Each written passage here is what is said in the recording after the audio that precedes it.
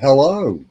I'm like, hello. Dog. I'm looking Oh my everywhere God. on this thing. I am not finding anything, but it definitely has a disc compartment.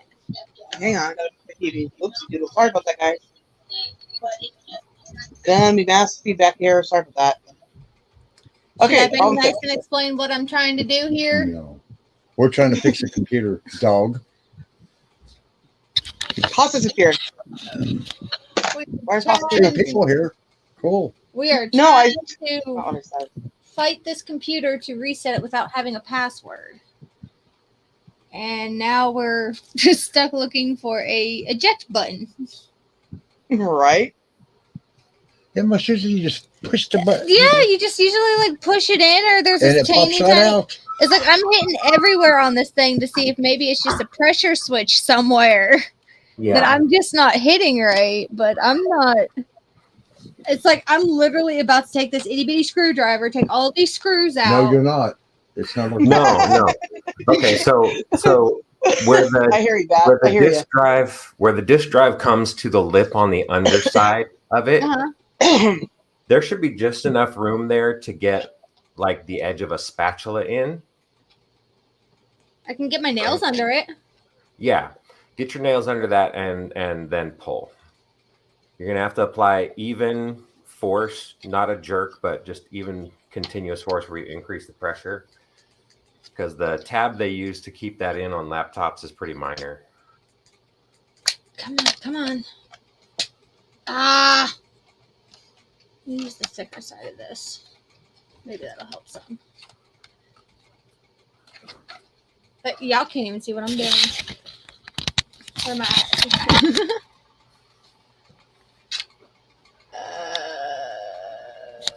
Your There is- finger, Pap. Your I finger. know, but there is nothing there. What? I know. I'm trying to figure out where. Why can I not see nothing? Oh, Because the camera's not right. the little lens cover came down. Now I see my wrist. Yeah, it's sexy and stuff. Right there. This is what we're trying to pop open. Yeah, there. I wish I had like some way to set this on my shoulder. That'd be like perfect angle right there. You need a bird to strap the camera to. Do something. Yeah. You see with that edge that like if you had the a metal spatula, you'd be able to slide it into that slit and then torque it by putting just a little bit of angle on it. No, we have that pie cutter. Yep. Hold on. We have the pie cutter. We will get this eventually. Mm-hmm. As we look at all of his Zelda stuff down there. We will get this eventually. Mm-hmm. Yeah, it's supposed to be just a quick, easy fix. And hi, Snowman.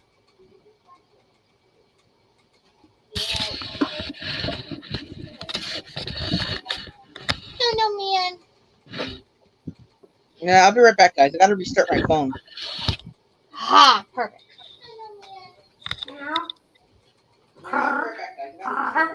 Now, where do you think I should have it? Like, just dead center, or?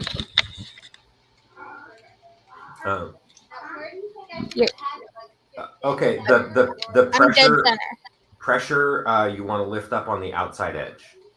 Which outside? Right or left? She wants you to do it on both sides. Because that's more central. Okay. Left. Oh. There we go. There was something that popped. Come on, baby. Come on, baby. Come on.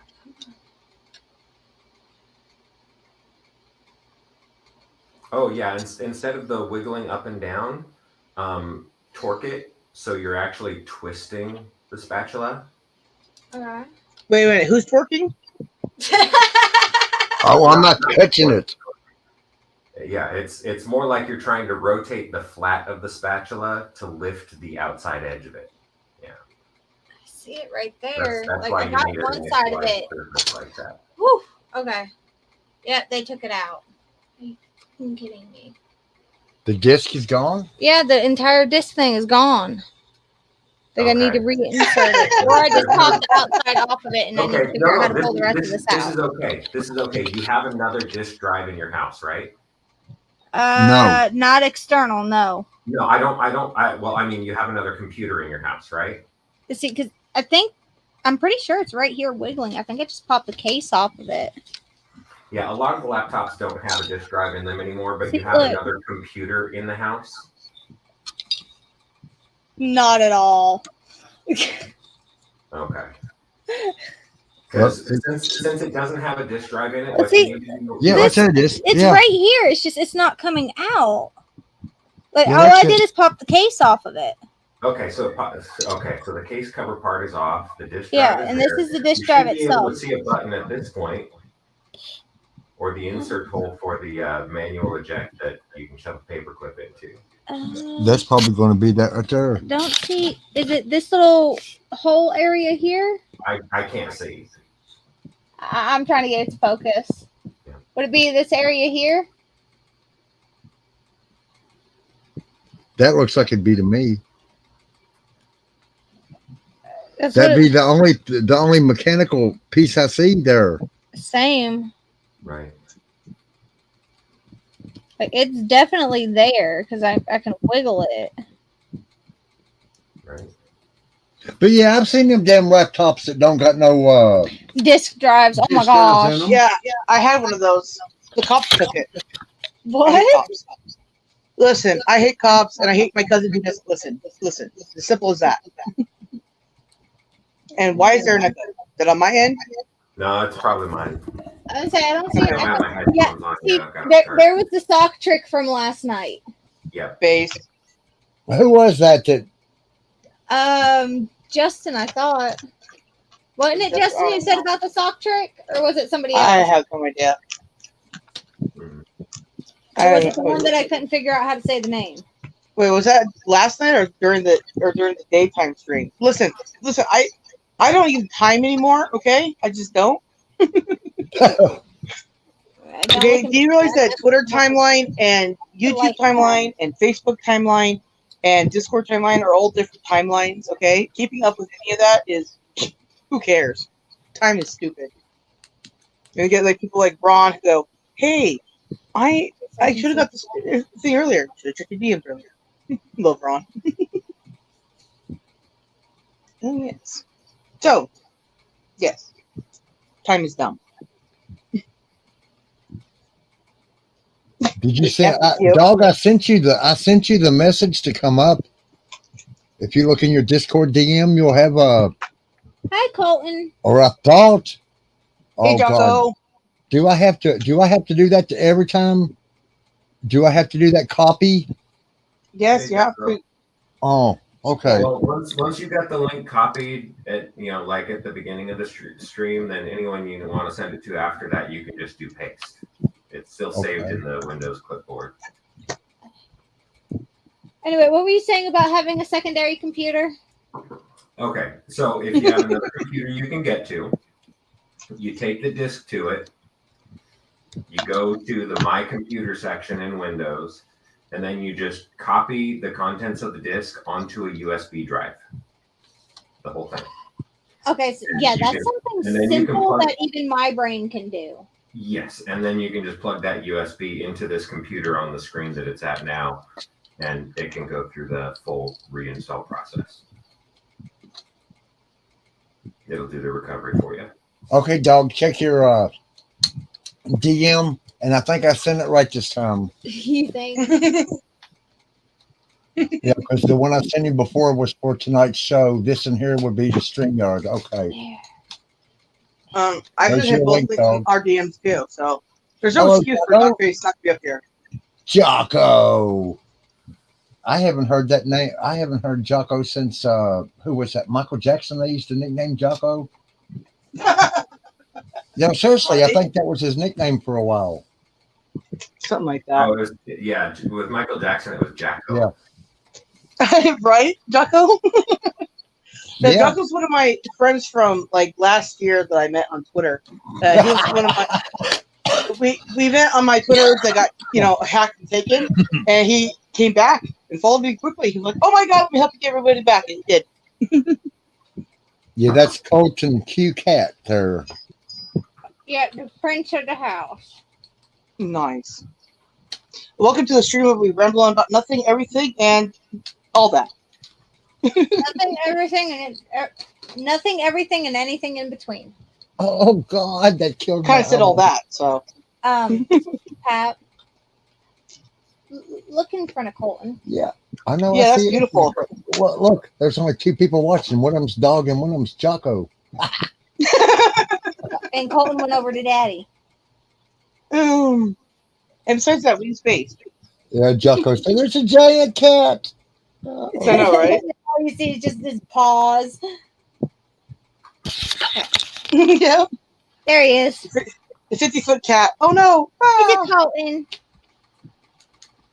And there he goes. Pet him with my foot. He don't care. Okay, that's it. And he just falls back down. Oh. Oh, good times. Oh my god. Microphone is or the camera has collapsed. Yeah, I know. Talking about that little pinhole to eject disc manually, and that being a Dell should have one. Yeah. It's weird. No, no. No, because really it shouldn't anymore. Because the computer that I got, the cops got, it was a Dell and it had no disk drive in it. That's why I said that to begin with. How long ago also, was this? 2016. Okay, this was 7 years ago that he bought this one. Right. So in 2016 they had no drives. That's a lovely dog, Jocko. Lovely jar. No, I know, but I was telling him his dog. I like his dog. Oh, look at the picture now. Yeah. Oh, look at puppy. I want to pay no look of attention to the picture. I'm blinded by The light. Yeah. No, I was blinded by the message. What is this? 400 lumens. Whee. It's friggin' I bright. know. We still got that from the sale. Yeah. We used to sell shit online. You guys are not going to believe this, but my tech is overheating in my room because it's so hot in there. Oh. One thing you can do is stick like a glass of ice with salt and put it in front of the fan. That's just it. She can't use her fan. Like we can't use ours right now. Yeah. Kind of stuck between hot and hot. Yeah. See, the only one it works is this one right here, and that's because it's behind us. Yeah, it's quiet. No, that thing right there, you can hear that white one. Do you got a pop I can still drink of? We never did bring the pop up. No, we did not. And I ain't doing it right now. I'm just thirsty. All right, guys, I'll be right back. I gotta get something to drink. I'm gonna die for now. See, told you. See, I made her thirsty too. Listen, out of all the streams I've been on today, this is the least thirsty I've been, and I'm gonna shut up now. Hey, don't jinx yourself. Hey, look, there's the purr. Oh, nobody can see the purr. I don't think you get what I mean by that, but I think Walt does. Purrs. He just jumps over Cole. He's like, nope, I'm out. He's gone. He said, no, I don't want to be on camera today, Mommy. So we are We need a flash drive. A flash drive? Uh-huh. For what? She said, get this on the computer, Oh, download it to okay. a flash drive, and we can put the flash drive in. I was listening. I wasn't. See, he even admitted it. I do eventually. I can't even hit the button right. Goddamn. I Shut up, Mary. listened, but he admitted he doesn't listen to you, Nos. No, I wasn't listening to that at that time. I was listening on the She computer. smiled, okay? Hush. He's I like, got a smile. I will take a smile. You're not a giggle, but I got a smile, dang it. Bring them. right? He just wraps his legs around my feet. And he just chilled. He's just like, "Go now." Right? My glasses are I'm filthy. comfy. Grandma went in and shut her door. Of course you did. I'm a loudmouth, don't you remember? Yeah. Oh, the Colton. Love on the Colton. Love on the big baby. Come here, you big baby. Oh, the big baby. Oh. Okay, what's on the agenda for tonight? That's what we're all Together, asking you. Well, huh? that's what we're all asking you. Yeah. Oh my Well, God. that's I know. I your ain't going channel. through any more of my Well, my no, pictures. Sarah said I'm here, and then I went to the thing she was in, and she said, "Are you going live?" And Movie Gooch. I said, What? well, That was yesterday. I didn't know. What? he This is your channel, dude. yesterday. Hey, Crimson Ghost. Hey, Crimson. DMs on Discord is StreamYard link if you want to. Yeah. Oh my God. I'm tangled up again. I hate cords. Nos, save me from cords. Please. Okay. Yeah, that's why I wasn't going back in place. A Put C it on sharp. rock. E. We get Colton. Alright, so we're at a standstill on this until I can steal one of his computers to do the find the flash drive. So it's gonna stay on that screen, it's gonna stay upside down. You know, my cousin, before the computer got taken by the police, the one before that, my cousin dropped the computer, dropped the TV on the computer. So, you know, Ooh. having him touch my computer now that barely works because my brother pulled it out the trash. Anyways, listen, who cares? I have tech, okay? It's like, Cole's just gonna lay there and go to sleep.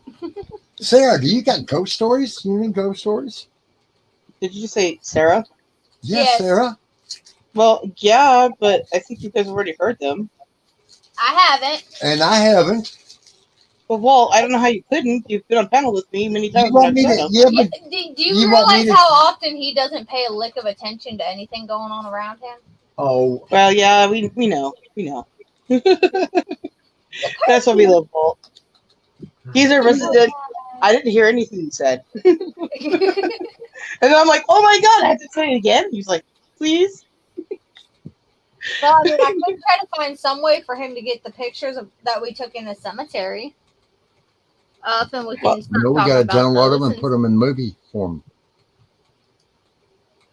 Yeah. yeah, you, Yeah, Yeah, they're on because you that can't put computer, pictures ain't on they? StreamYard. well, I don't know You about the make a papers. small movie of But, them. Well, you could share the screen, which will allow you to pull up the pictures on your screen. Yep. What? yeah, but Eddie's not here to walk him through it Share again. the screen. There's a share button at the bottom of Yep, it's a StreamYard share. that'll allow you to Okay, share your share monitor. screen. And then Mary, go to bed. share screen. Hit share screen again. Well, what are we sharing the screen to? Oh, Well, right now it's going to share it with the StreamYard. And we're going to do entire screen. I know, but we don't got the pictures on this computer, right? I know, that's what I'm saying. We need to get the pictures from there over here. Which should be easy. Just Facebook But them no. to yourself. Okay, screen. Okay, hold on. Screen sharing was Crimson. not canceled.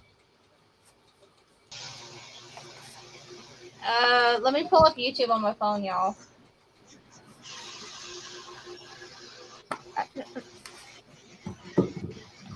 No, not that. Lighter.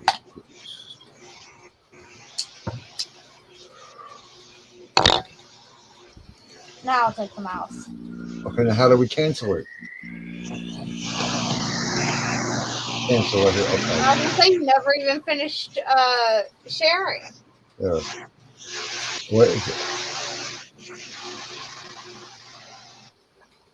Screen sharing was not canceled. What the hell? Hang on, let me pull up YouTube. Make sure my volume's down. Cancel. Right here.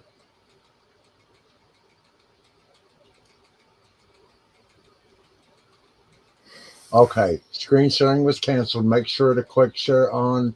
Okay, there we go. Screen sharing was Hi, Crimson. You guys, I'm gonna mute up for a bit. I'm gonna eat dinner finally. Hey, Weren't you supposed to do that like an hour ago? Or two. Yeah. Shut up! Don't tell me I was supposed to do everything a long time ago. But yes, you're absolutely right. I'm gonna do that now. Because I was talking to you when you said you were gonna go eat. But I know I jumped off the panel like hours ago that I said I was gonna go eat. I never did. I'm doing it now though. Okay.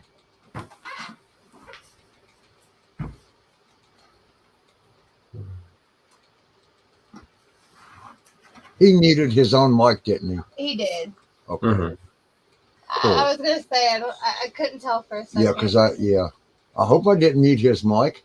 No, I think he muted himself.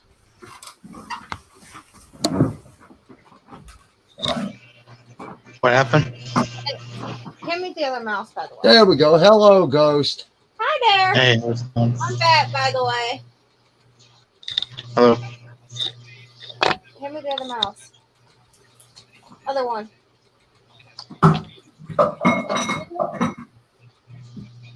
Just so you guys know, I'm eating chicken and rice right now. Something healthy. Nice. Chicken and rice. Chicken and rice. Is it with broccoli and a lot of cheese? No. Could mine be? Actually, I got sweet and sour chicken with white rice in my room. Nice. Oh, that's what I meant to tell you. The cats ate your chicken. No, they didn't. It'd be a dead cat. My birds will eat my chicken and my rice. A bird's eating bird. Foul. They do? Right? Or you don't even know where they're at. No, I don't. Yep. And it sounds weird thinking about birds eating birds, but humans eat mammals all the time. I was gonna say birds eat chicken all the time. Like any bird. Listen, I eat everything. Itty bitty brown Almost. bird you see at like Walmart. Almost. Like those pups. Almost Ghost. Give it a minute. Quit clicking it, or it's gonna pull up like 20 of them. No, it just. Just give it some time. Let it load. It's loading. That's what it's doing. So, Wally, thank you for coming to my stream earlier. My You're fault. very too. welcome. Appreciate it. I come in from where I was at, and see, I told you. What's it doing? I don't know. You know, I didn't get any notifications that you went live from YouTube until after you were done being live. But if it had been for Walt dropping you your link in Discord, I would have known. Thanks, YouTube. I hate it. Yeah. I was gonna drop it. Well, tell me the dang thing just crashed Completely on us. got slipped my mind. That's all right. It's a new thing that you guys are all joined up on, so I don't expect you to go figure it out today. Oh, Because I haven't figured it out. I've been there for almost 2 years now. But I know enough to get everybody, going. Let's just leave it alone for a minute. Oh my god, what did I just eat? Ugh, it was bitter. Marco said Gross. pigs eat pigs, and then we eat the pigs. Yes, but then we also eat people too, so, I mean, whether you want to or not, somehow you eat a piece of somebody. I'm gonna be redoing Whether some you're streams yourself. probably tomorrow. Oh, go ahead. Sorry. No worries. I was just going to officially. Is she?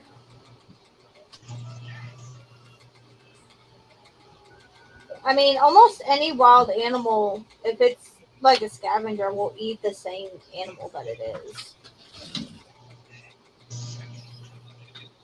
Yeah, well, it's the carrion feeders. Yeah. No, it's probably that stupid Microsoft Edge again. Again? Well, let's just give the dang thing. I have such a disdain How for old that is that browser. computer? That's about as old as Goose, ain't it?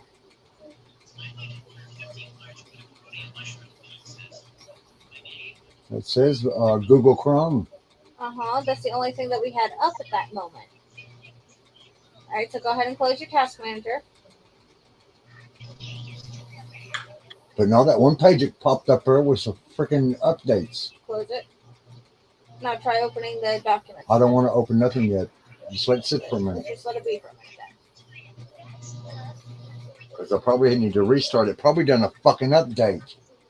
then. Jaco That's the only said time that it is true, runs but I like don't know crap what is he's when it saying does is the true. update. But it's Windows 8.1 and it's getting ready to blow up. That doesn't surprise me. That's what I just said, Ray. Again, like I said, ain't it? Okay, quit talking.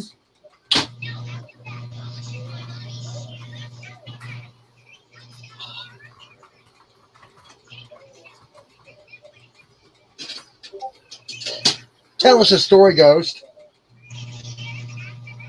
What? Tell us a story, any story. I don't know. All the time, The first one out of your brain. Do I? Anything. A good scary story. Right off, I know. I don't really know. Oh, okay. Nah, she tell us a story.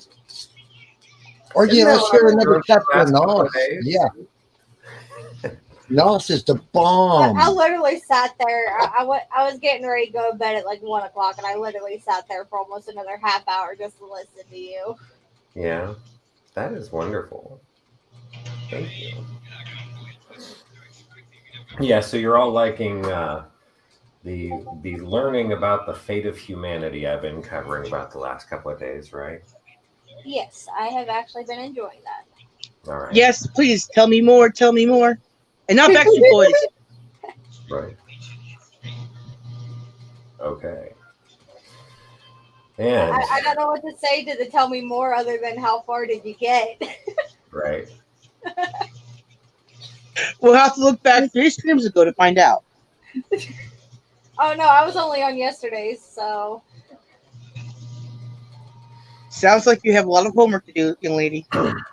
I do. I got a lot of catching up to do, y'all. But then again, I work too much, so. You know, I only have like 200 some videos on my channel, so good luck. Yeah, no, that'll take me. Right? The rest of your life, probably. Probably. Actually, I have more on my channel. I take some down and put some back up. Take some down, put some back up. After a while, because why not? Yep. I mean, Well, and if you go back through your archive and the videos that you don't think represent the spirit and atmosphere of the community you want to create for your channel, you take those videos down. Oh yeah, those are those kind of videos. All the videos I have up are good. They're fine. They're just I just switch them up and down so people get the options. Mm-hmm. And also that way, certain people I own their comments in the video. They can't delete it. I win. Yeah. I'm dumb and petty, but whatever. we just randomly started talking. We haven't really dealt with anything. Ooh, I want to pick one. Oh No. My cell phone's working again. I wanted to I pick can a look crystal. at chat. I wanted to bring a crystal. Let's see what I get. Yeah, after that.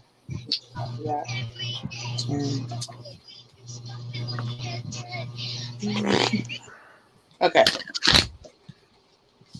I'm going to mute up again so I can eat some more. You do realize half of those are upside down, right? Mm-hmm.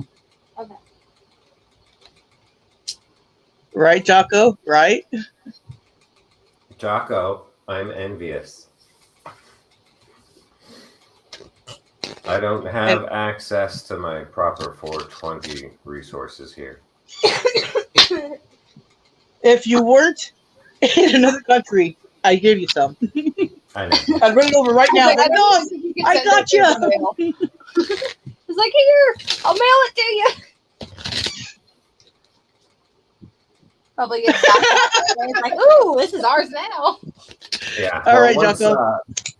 Once I make There you go, you heard it. progress with Jocko the, says I can hear all of your letters. Good. Oops. All right, I'm muting up, guys.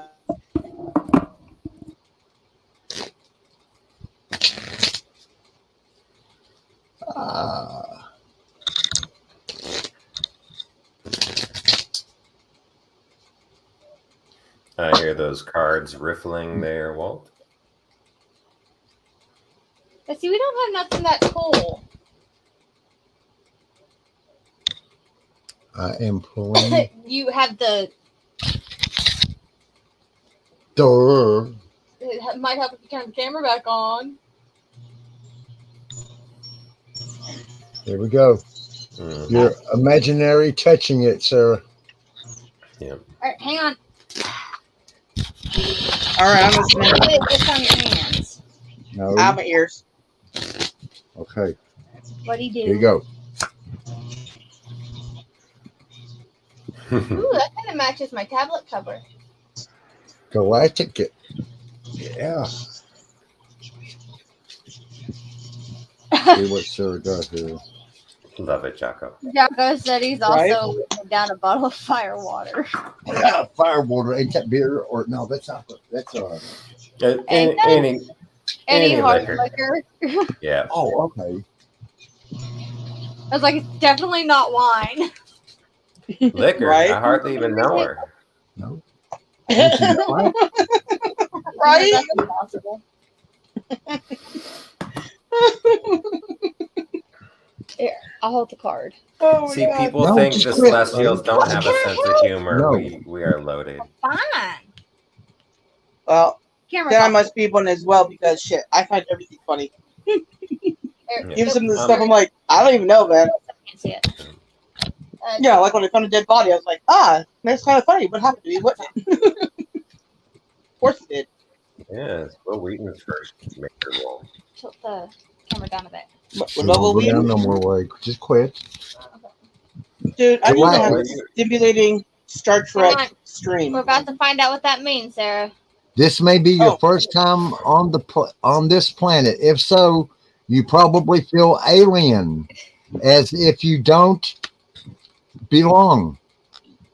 Earthly customs such as marriage and parenthood aren't natural for you, so you may not participate in them. You may also find Right? Earthlings to be very physically, psychologically, and emotionally violent. You highly sensitive nature may be assaulted by such harsh energies.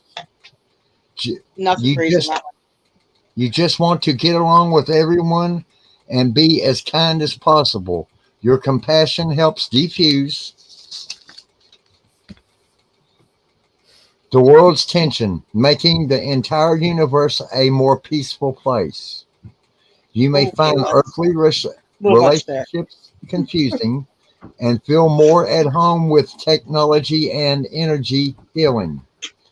If you Yeah. find other star people, you'll discover that the kindship you're seeking, since those from the other planets tend to be shy and socially awkward, you may need to go where they gather, such as online messages, computers, boards, courses, science fiction, conventions, scuba diving tips, and relic classes.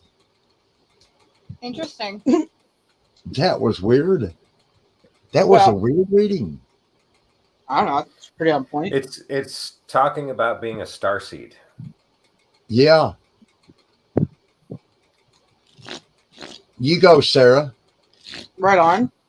I was going to read you one last night. Yeah.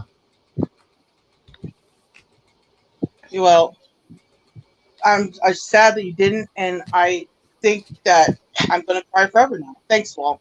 But then you came back strong with this one, so never mind. I'm fine. Thanks. And You win. hi, Bat. Do what? No, I said hi, Bat, because you were in chat and you said Oh, something in yeah. chat, so I said hi, Bat. I was like, wait, what? What did I do now? Well, I just said hi. I don't know what people say to you when you're in trouble. So is that what they say? They go, hi, you're in trouble. They're really smart about it. No, I get when I'm not paying any like attention to something and someone says my name, I go, wait, what did I do now? I know, 'Cause right? I don't realize what's going on around me. Right? Selenite. Hold on. I got to get that off. Okay. There we go. Walt has pulled out a selenite, which is great for healing. What is it? Right? Oh shit! I just dropped my phone. Selenite. Selenite. Yeah. Yeah. Meditation, clear blockage, remove negativity, and enhance the property of other crystals. Ooh. Mm-hmm. Yeah, it's a modifier. It's a great energy tool. Selenite is one of the few material mediums that has unlimited power storage potential. Oh, Crimson's headed out, y'all. Okay. Thank you, no. Ghost. Okay. He's got a show coming up, I think. You said sorry for not being talkative. Yeah, it's That's all right, all right. Kristen. Come back later. We'll be talking more. The computer really threw everybody off because computers You are kind of dumb. did. Sorry, y'all. My bad. Yeah, because Walt's like, I'm like, Walt, we have plenty of time. He's like, go live? I'm like, no, and we're live. Thank you for playing with us, Crimson. Yeah. Stop looking around, my brother. Yeah. My random clearing of my throat. My allergies have gone haywire. Someone hang on a second. Let me drop Crimson's channel here for everybody. I don't know. If I was there, I could take care of that bat. Oh, bad. Can I pick one? I want to see what mine randomly comes out as. Well, you need to pick them for somebody here. Oh. I just want to randomly pick one. Okay. See if you fill the deck. Who are you going to pull for? I don't know. So I'm trying to figure out. You want to pull for Nos? You Sure. want to pull for Dog if you still hear Jocko? I was going to say, it says 3 people are watching. I don't know who's watching. Yes. Pull for everybody you see in your site and then ask. Huh. Where are we at? Yeah, hold on. We need to ask. Okay, shuffle your cards, Ray. Oh, shuffle them? Okay. And I've literally been doing that for like the last 5 minutes. Shit. There we go. Not really, but. Here we go. What's this? Oh.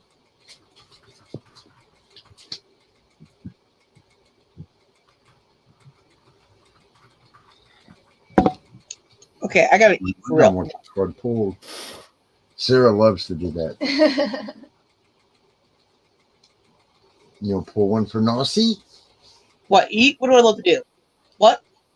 Should I just pull the one on top? Or No, just a random ask card? her if she wants one, honey. Nossi, you want one? I think she's yes. Okay, I thought so. I seen them little. I said, oh yeah. She's been doing that the whole time when you first said it.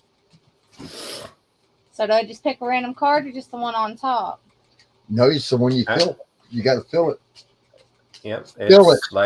It's like shuffle, but don't think about the shuffling you're doing. Let your mind wander to something else. Yeah. And you'll stop shuffling without thinking about it, without deciding to do it. My ADHD comes in handy for that. Yep. We all got ADHD. No focus. Nightmare! I love you, brother. Wait, what? Sorry. Nightmare! Oh my God, I haven't seen you in forever. Nightmare!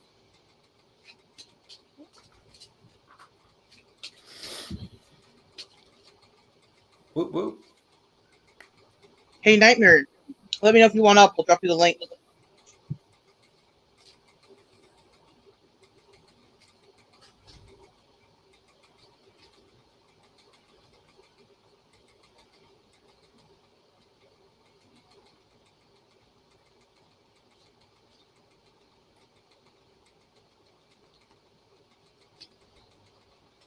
Why am I not seeing the first message? It's kind of weird.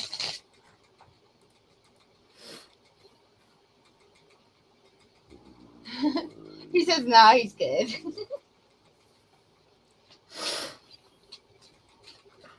Well, that's good. Nightmare can be designated spectator.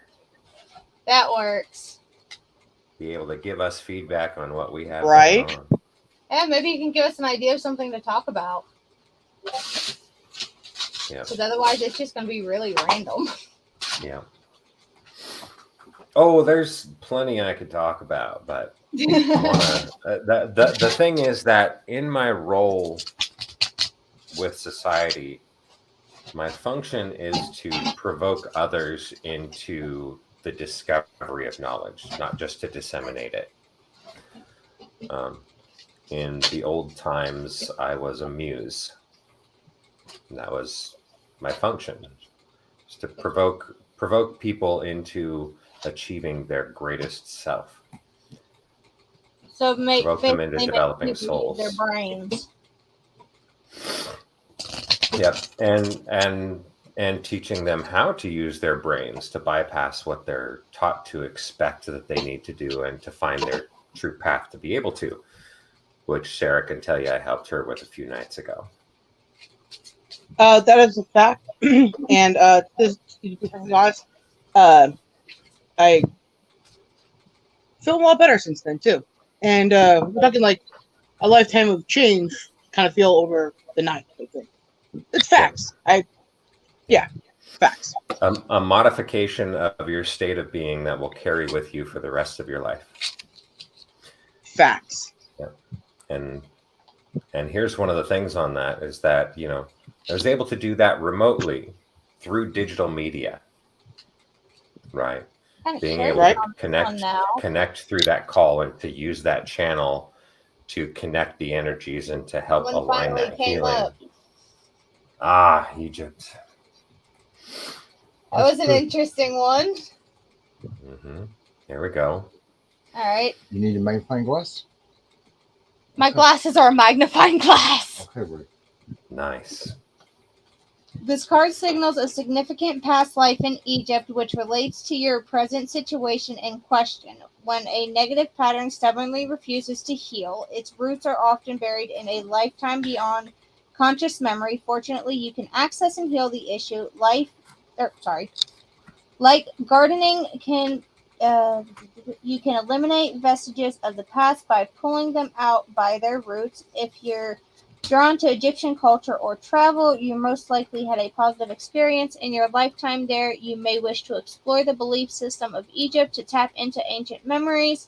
Much of Egyptian spirituality involves astronomy and astrology. I just completely botched that. Astrology.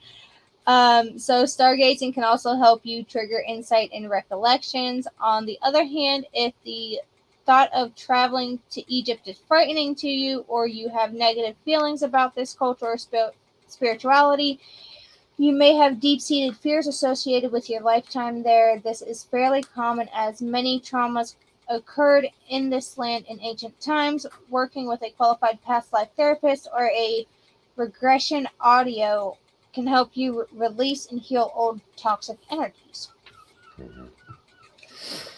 Yes, I spent a lot of time in Egypt and not in human form. That was interesting. Well, that sounds like a better idea. Have you seen what humans do in the form? No, that's not what it is. Have you seen what they do to people in human form in Egypt? No good. I know my words. Yeah. Yeah. Just like I couldn't say astrology. Right? I knew what you were going for. You know what I always hate the most? You know, not when people, sit there and yell at me for like not knowing how to read or spell. I could care less about that. But when they sit there and they tell me, when I ask them specifically, could you just read me that word? And they go, sure. And they tell me the meaning of the word. I'm like, I don't need the meaning of the word. I can't read the word. I'm sure I already know the meaning of it. Mm-hmm. No, it's like nobody heard what I said. I hate that. My own tongue. Which I do quite frequently. Okay, for real, I'm gonna eat now, guys. Mm-hmm. Okay, so while Sarah's mouth is busy, I see the box. Yeah, oh yeah, get her a Christmas. Yeah, that's what I was gonna say. Give me the box.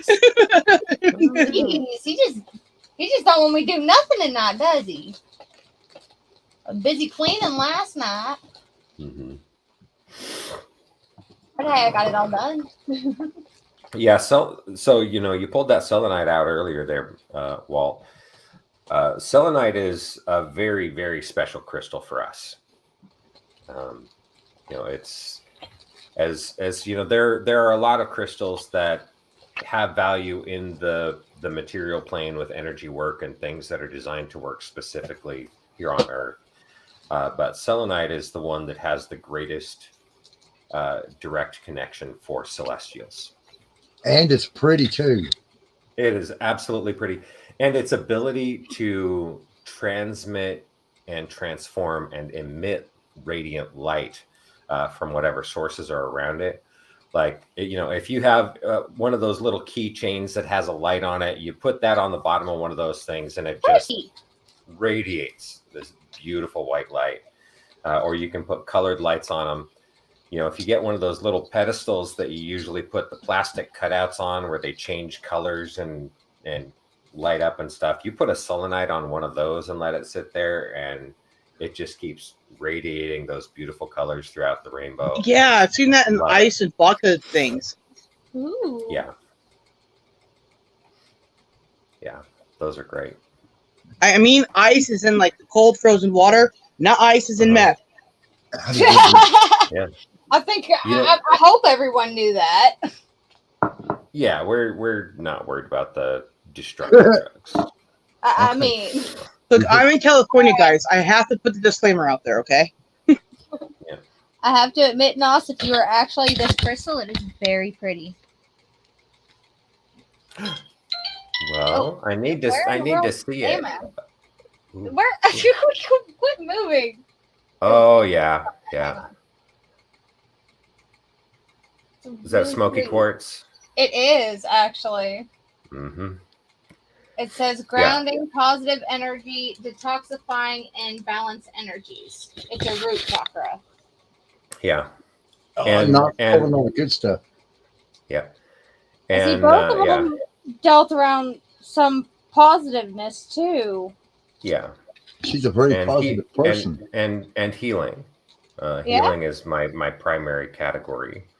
I think that's what my abilities. Well, see, when you go with the Egyptian card or the Egypt card, it was saying the positive and negative effects of the previous life in Egypt, but it also talked about taking out the negative, which is balancing the positive and the negative.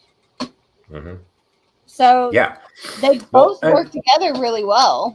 Yes, and so Here, I think I stuck this it back would on top. this would get into revealing some deeper aspects into the Trinity of the roles that we have. I was gonna set them side by side. But yeah, I am specifically the balance component.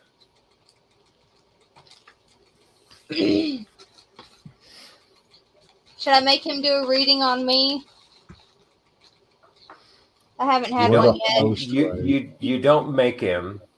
It's that when you have a feeling that you have the potential for a moment of change in your life, then you welcome a reading occurring. Huh. Facts. Right. So instead of having circumstances, like, you know, a lot of people will just like get readings constantly and that kind of thing. And I mean, if you're just looking for clarity on something going on in your life, that's fine. It's not a problem. But, you know, one of the best things to do is if you're at a moment in your life where you say, you know what, life has been continuing down one path with the same outcome, and I don't see things changing on their own. I'm stagnating. You know, my wagon wheels are in a rut and I'm being carried on a path instead of choosing my path. Then in that moment, opening up the possibility of getting out of that stream and saying, let's take a reading and give me the tools to jump ship. Right. And a reading under that circumstance, instead of just being something that helps carry you along with where you already are and what you're doing, is something that can be a pivotal moment that changes your entire life.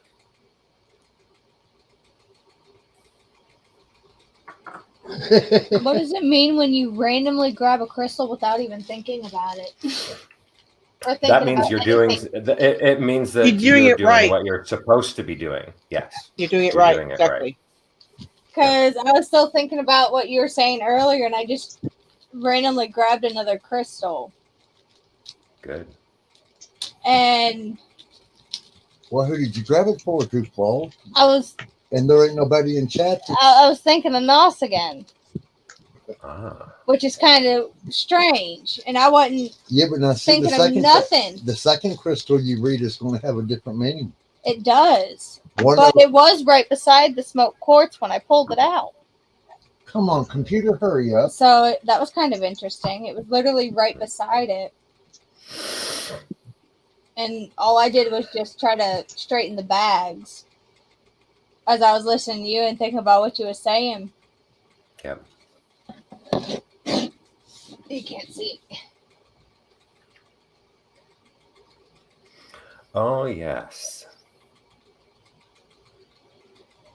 I've been sitting here just looking Yeah. at it. Beautiful geode. Yeah, it's amethyst geode. Purification, meditation, spiritual awareness, inner peace, and healing. Which again is my classification. Yeah, it's like both of them. Like they were literally right. Like, hang on, I'll show you. Like, this is how the box is. Yeah. So here's the first one. Mm-hmm. There was the second one. Yep. Literally side by side, right like that. And it's like, what? And I literally was just going like this and just straightening the bags so I could shut the box. Right. Like, that was cool. And okay, That's right. Nightmare. Do what? Yay. Nightmare. Going He said in for a he's- recharge. Mm-hmm. Dab number 2. Right? Yeah, I was just doing that even though nobody can see me on camera. I do like this time. Oh, no, I love you. I'm sorry. Yeah, we've been building our connection. Yeah, Absolutely. the first time I ever talked to you, like, you know, on Discord, I should say, because Twitter was like, we talked at different times on there and there, but when I actually talked to you on Discord, yeah, I was like, well, this is awesome. And then I remember, like, yeah, I was like talking to you, I was like, hey, do you have Discord? You're like, oh, yeah, it's on the back of my page. And I'm like, I have Wrench. So I grabbed you up and went and grabbed it, and I was like there right away. Then I dropped the link to so many different people. Matt, a few others, too. Yeah. It's because I closed my house. Sorry, it's the house. I love my house. House is the best. Hey, Pat. This guy, I have a lot of everybody I love. So Yeah. my heart's enlarged in all the right ways. No, I'm really gonna eat this. I promise.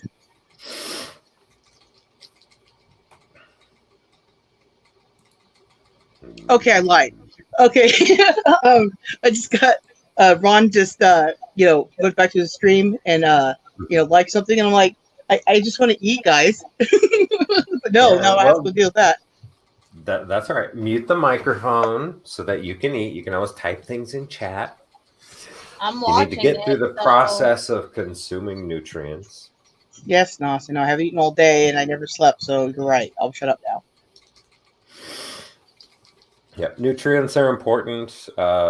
Doing things that enhance your quality of sleep. People don't need more sleep. They just need better quality of sleep. That's the Yeah, important my thing. quality of sleep's not very good. Yeah, and there's a lot that can be done with that. I've spent just an inordinate amount of time studying neuroscience because I had to be able to learn all the things necessary to fix humans. That is really cool. Yeah.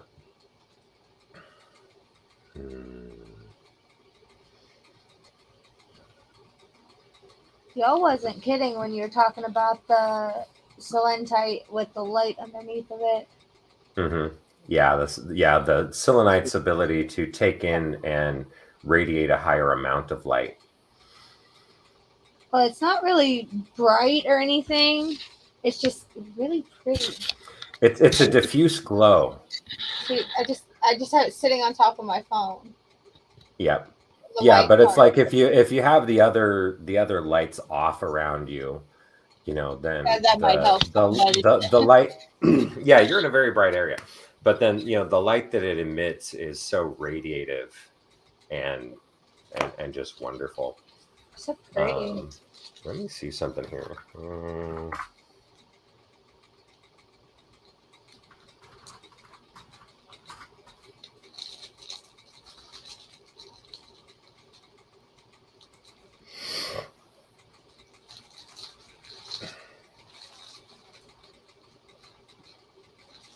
Oh, Woohoo! oh, We almost had a heart attack over here. God darn. I thought it was blowed up. Oh, okay. We might be able to show the pictures after all. So here we go. I'm gonna do this. So I'm gonna drop a link for you in the background private chat. I don't have the private. Yeah, so you do. He's gonna have to pull it up for me. He's gonna have to show me. So. Yeah. This is just an example of one type, but there are lots of them. That'll show you other recommended ones so that you can see lots of them that are out there. Oh, okay. Oh no, that's cute. That would look really, really pretty underneath the Oh, that would be awesome. Because with the different color LEDs that it has there, you can set it so that it rotates through all the different colors, right? So the selenite sitting there is gradually having the color frequencies of light of all these different light colors passing into it and infusing it with the energy spectrum of the full spectrum of light, so that when you go to use it for magical purposes, you've provided it whatever you need for whatever type of purpose you want to use it for. Selenite makes the best wands.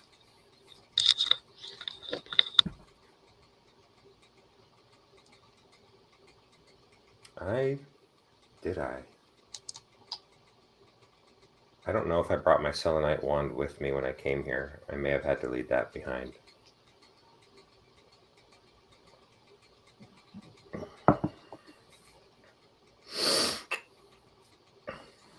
I really need to get this other computer upgraded to Windows 10.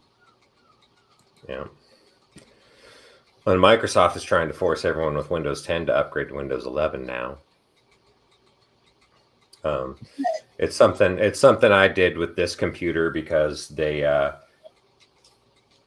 there's some nefarious practices that go on with all of the big companies like that. So my Windows 10, even though I did a fresh installation on it just a few months ago, things in it just start randomly disabling, randomly not functioning, that kind of stuff. And, one of those circumstances where if Windows updates make parts of Windows not function, then maybe people will want to upgrade to Windows 11 to get around all the broken things that are in Windows 10. So it's designed obsolescence. They break their product to encourage you to change to one of their new products. And Apple engages in that as well with their phones. This is one thing that's been established for a long time. They engage updates on their phones that determine by the age of the phone whether it should make the battery stop working properly. I'm listening. You're doing too many things. I'm ADHD. I can multitask. Yeah, okay. Mm-hmm. I'm sorry, I'm still not eating. I'm trying to talk to Dorothy, just so you guys know. Hey. So I will eventually eat. Well, you can eat while typing. I can't. I've been trying to eat all day. I obviously can't even accomplish that. What do you mean, eat and type? Mm-hmm. Nice. Okay, Buzz. Yeah, my bee is still up there. Yeah. So I'm hosting a bee right now.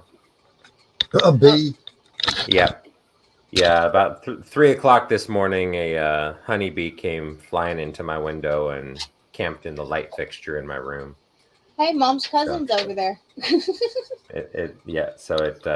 It's staying warm while the I'm sudden sorry. Did chill you of say the your night passes. mom's cousin's into light with a bee? Mom's nickname is Bee. Ah, Everyone has an animal nickname in the house. got it. That makes My sense. daughter has What is 2. Walt's? Frog. Walt's is Frog? Yep. So, Awesome. can somebody kiss him to make him beautiful? I'm gonna shut up. Bye. Yeah, I wish. Okay, so there's an interesting thing there because Walt's animal and Bat's animal, the bat, are both dual terrain creatures.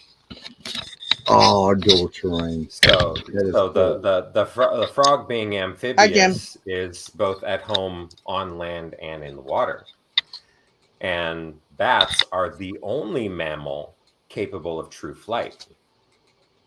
So Funnily they exist enough, both I'm on terrified land of and heights. in the air. Mm-hmm. Oh, now Jim's cleaning tonight. Hey, Jim. Hey, I did that last night. And we'll be right back. See, you started a trend of cleaning there, Ray. I mean, at least he's not doing it on camera like I did. In my jammies.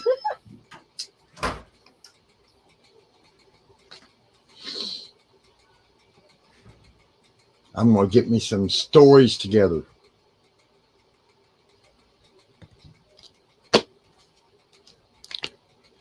And it says I can tell stories without being copyrighted too. What do you mean, tell stories? Tell story, just like ghost stories. Oh. You know, just Bigfoot stories. All right, see if we can get the pictures up now. That's what we were working on to begin with. I don't know if Dorothy will come on panel, but she said she'll stop by, and she said she can't stay up so late. And I said I still haven't been to bed, so I don't know. There's that. Who was that now? Dorothy. Hey, she's here. Miss Dorothy. Bye. Speak of her Hi, as she guys. comes. Hi there. Hi, Dorothy. And Don't thanks for the mind picture me. earlier. I'm munching my evening snack to take with my medicines at night. And That's I'm okay. enjoying this buttered toast like crazy. I'm still trying to eat dinner. Too. I'm the only one not eating. Except for Nas. I don't know where she went. She had to go get some water or something. Something. You were talking over her bat. You got to put your hand up when you're talking. No, I'm kidding. Yeah, I'll put my foot in. I'll put Yeah. my foot in. You're like, this is my signal. I'm talking now. I want to interject. Nas is back again. Tell a friend. Nas is back. Nos is back. Nos is back. Yeah, that's right. That's right. It's Friday night, and I feel all right. The party's here on the west side. Yeah, the party's always here on the west side. Hello. There's a dot on my screen. Hey. All right. I used to have all the fun nicknames: Dottie Spotty, Dottie Potty. But I don't even want to remember all of the names they called me. Mostly it was Chipmunk Cheeks. That's what they called me. Yeah, I don't know. People never told me names. Mm-hmm. Yes, I've had many names over the years. Oof. And now you have Sarah's friend. That's the best name yet. I'll shut up though. And I'm sure that once we get through the apocalypse, that's what everyone will remember me as. Oh yeah, was it Nas like my flock's friend? Hey, what happened to my flock? Oh, she burned up over there like an hour ago. Oh, so friends, right? Mm-hmm. Okay, Nas, question for you. You got it. Dorothy is great at driving these. Yeah, well, I gotta ask the questions because I'm just a curious kid all the time. How come you Celestials slept on the job so long that now you got to destroy everybody? People who weren't even aware of you 3 months ago. Yep. So Riddle thank me you for this. that. Thank you for that question, because that's an important one that a lot of the population is going to have when they finally are confronted with the realities of destruction. So the situation at hand is that, you know, within the Celestial Alliance, we steward life on many, many millions and millions of worlds. And what happens is that with each of these worlds, when the biodiversity web is created, amongst those, a species will be elevated to the point of consciousness, so that it can act as stewards cultivating the other life on the world. And we provide them with knowledge, we provide them with training, we provide them with a psychological framework that allows them to perceive the potentials of, you know, states of consciousness beyond what they are capable of with the leadership that we provide as guides. And, you know, as they go through their training, we gradually start, you know, take them from the tricycle to the bicycle with the training wheels, and then we gradually take the training wheels off, and then we sit there and we monitor in the background, making sure that they can fulfill their purpose. And, you know, we've done this with humanity, and, you know, we have this war going on because of the Fomorians that are upset about me denting their ride, where they've been interfering with the processes of humanity. And rather than having left, like we do with most worlds, that ever-present influence that they created here meant that we have stayed throughout the entire history of the Earth so that we could step up and individually intervene and take action on it. And we put our grid in place, you know, our subterranean network of celestial technology that would quantum lock the world, so that, you know, if things got really bad, we could rewind time and then start creating other influences, try to help humanity get back on track, do all of that stuff, go through the timeline again, rewind, and continue the process to keep it going. Now, when it comes to the question that you're asking, you know, with regard to how things get so bad, a lot of the people in the public are going to be looking at that from the perspective of, you know, humans are, you know, engaging in war and famine and all of the violence and abuse that they commit against each other and all of those things. And the answer to that is, that's self-abuse. You have the free will to harm yourself. And humanity as one species keeps not recognizing that it's one species, that it's one being that's divided into 8 billion parts, right? And we're the only schizophrenic species on the planet. It's really have you met my birds? But you know, if humanity wants to destroy itself, then they're showing their evolutionary potential in going that route. And you know, if they want to remove themselves from the equation by destroying themselves and establishing they're not capable of achieving true sentience and becoming part of the celestial collective beyond Earth, then that's the outcome of what they do. But you know, the primary concern is that there are a million other species on the planet that they're trying to take with them when they go. And you know, all of this corruption that's been going on, especially across the last few decades with humanity, is pushing them into a state of total annihilation, where they're taking the world down and taking themselves down and removing themselves from higher states of consciousness. And we have continued intervening. I mean, when you look at the millions and millions of years we've been doing things here, we were openly interacting with humanity in every single culture everywhere around the world as the sky people, as those that, you know, Western culture would come up with the omniscient, omnipresent version of God that they tried to apply to us to confuse the matter, right? But we were the guides, and we were still doing this up to a couple of thousand years ago and intervening at different sections after that. But this is one of those things where humanity was given all of the instructions. They were given all of the information, and they continue jumping off the boat after we pull them out of the water. And we're not going to keep doing it. Question, Right. why didn't you come back 700 years ago or 1900 years ago again to take down these earthly representatives who corrupted the whole damn thing so long ago?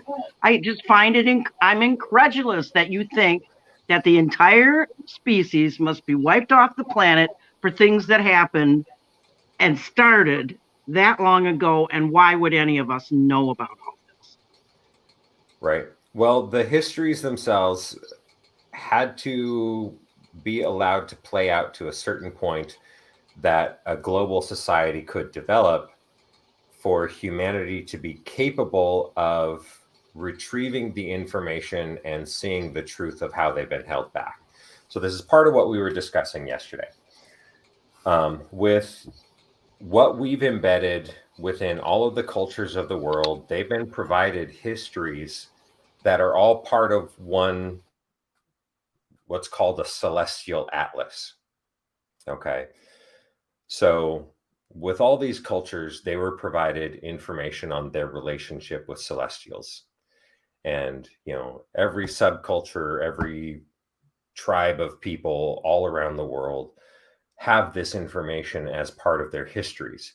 And with a world that did not have global communication networks and things like that, all of these people had their own information that they maintained, which is one piece of a larger puzzle. And when humanity would achieve a state of social and technological development where they would become a world with global communication and interaction, when they would come together and start comparing their histories, they would combine the knowledge from the histories of every people in the world, and they would see the map that we created. And there are representatives on Earth right now who are doing that exact thing and teaching people about it to people like me. And I'm like, yes. Well, why am I slated for destruction when I just learned about you now? I mean, yeah, obviously all the information's been there, but like I said, most of us have never been at ease in our lives to sit back and contemplate these larger issues until recently. And most of us haven't had weird experiences that they have time enough to sit back and think about and go, oh my God, that happened. And oh, when I was 6, this happened. And oh, oh my gosh, I've been in contact this whole damn time. They've been trying to talk to me and I haven't heard them. But was it my fault that I didn't hear them? Or was it the conditions that were being pushed upon me that forced me out of recognition? Was it the culture I was born into and everybody's, you know, the family born into that has them all occluded from being, you know, visually clear about all this? Absolutely. Social engineering has created the circumstance where, you know, all the individuals in the population haven't had the freedom, but there's enough of a portion of a percentage of the population that are capable of looking deeper and finding the things to where they can hold up their torch for others to follow the light. But with the question on the, you know, why me, why should I go, that whole thing, what we're looking at is that humanity doesn't matter. except that well, if we mattered being enough for you to responsible. do what you did to uplift our intelligence, uplift our consciousness, et cetera, through genetics, aren't you just killing off your own family in the end, in some measure? Yeah, they're my children. But wow, if we you have a sound like the angry circumstance, God of the Old Testament then, Nas. Sorry to challenge you this way, but I just got to think on the dialectical level because that's the right. way we've all been raised to think. Unity consciousness was my consciousness as a child until it was thoroughly interrupted at age 6, which I told you about. Yeah, well, you think it's challenging me, but it's not. Because no matter what, I'm personally challenging the narrative you're giving me because how can I believe you until I see, this is what everybody's talking about in ufology. Oh, well, where are their ships? Why don't they land on the front lawn, the White House again, Yeah, because we have no interest in the United States. But what I'm talking about with the narrative on the destruction thing is like I was talking about yesterday. If you have 1 million children and one of those children starts slaughtering all the rest and has set things into motion where they are going to kill the entire other 1 million children, as a parent, it's my job to remove that one child from the board. For the sake of protecting my other 1 million children, yes, I will kill that one. That's my duty as a parent. Okay. So when you look at the totality of humanity destroying the other 1 million species on the planet, that's not a question of whether any individual among humanity would be able to change if someone sat down and forced them to change, because forcing them to change eliminates their free will. But coming to a circumstance where humanity is confronted with the end of their existence, we provide something that has been built into the biological web of the earth for all species, is that evolution is the product of adversity, and humanity will not change unless it is facing something that forces them to confront themselves. And ergo, the alien invasion that we have to have a space force against because we're a warring culture as a whole. This whole thing, the reason I even took an interest in this as an adult was the Disclosure Project. I helped to transcribe the witness remarks of everything that had taken place from the 40s on up till, 2001 or whatever. And why it's being totally ignored now?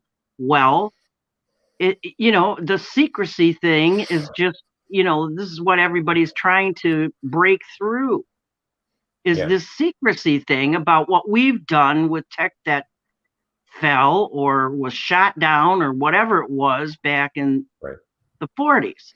So, the idea of a false flag invasion of our own guys on our own cities fits right in with what you're talking about. So are you the ones that are going to do it and it's not really a false flag at all? Or is it really going to be you and the people who are doing the false flag? What the hell is going to happen here? I want to know. Take me to the end credits, Nas. The end credits are preventing the false flag operation. That's one of the specific extinction level events that I was sent here to prevent. So with the information that I have for the EU Commission and how I'm going to divide them on or guide them on development of technologies, they're going to be able to see the United States usage of experimentation associated with reverse engineering celestial technology. The technology that they're developing is defective and will result in complete destruction of the planet.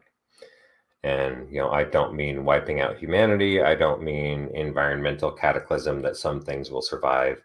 I mean, the planet itself will no longer exist. So I'm providing them the information and technological resources for them to be able to identify the threat, verify its existence, provide countermeasures, and to carry out a chain of political events that will remove the access to those resources from the United States government and the shadow government that's operating within them. I'm exposing the shadow government. I'm dismantling the shadow government. That's all part of the stuff I have to do there. And that's the reason why I was brought out of hibernation at this time. Humanity's finally achieved a point with their global communications and everything that if they're shown where to look, they can find all the histories where we haven't hid ourselves. We openly engaged with humanity. It's all there. It's all documented.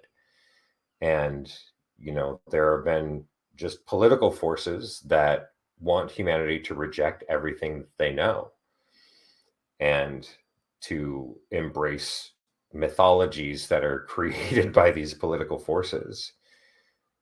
And we're providing them the information right now where they can confront themselves with the historical evidentiary record, where they can see the evidence that's always been there, where we can provide them new technologies that show them what they can do moving forward, be able to establish a colony on Mars when Mars is fully habitable again, not dome cities or box cities or anything like that, but fully ecological restoration. And we're giving access to all this information so that humanity can decide whether they want to move forward or whether they want to stick with their comforting lie.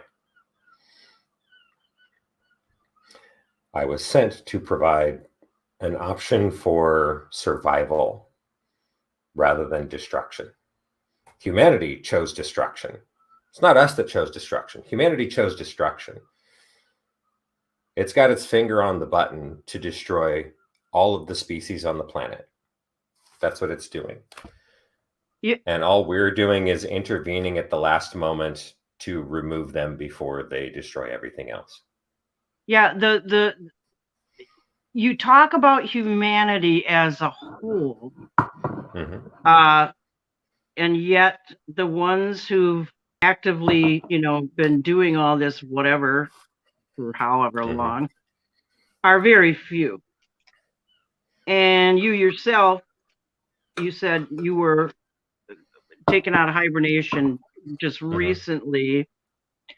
Did you have some sort of an acclimation period time where you were able to understand what was going on, or was it a learning process you went through as a human avatar this time around? How did that happen?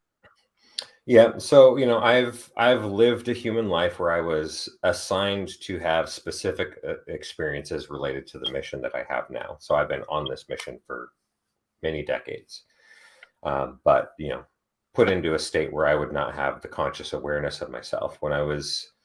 I've been pulled out of hibernation multiple times in order to invoke changes in the time stream.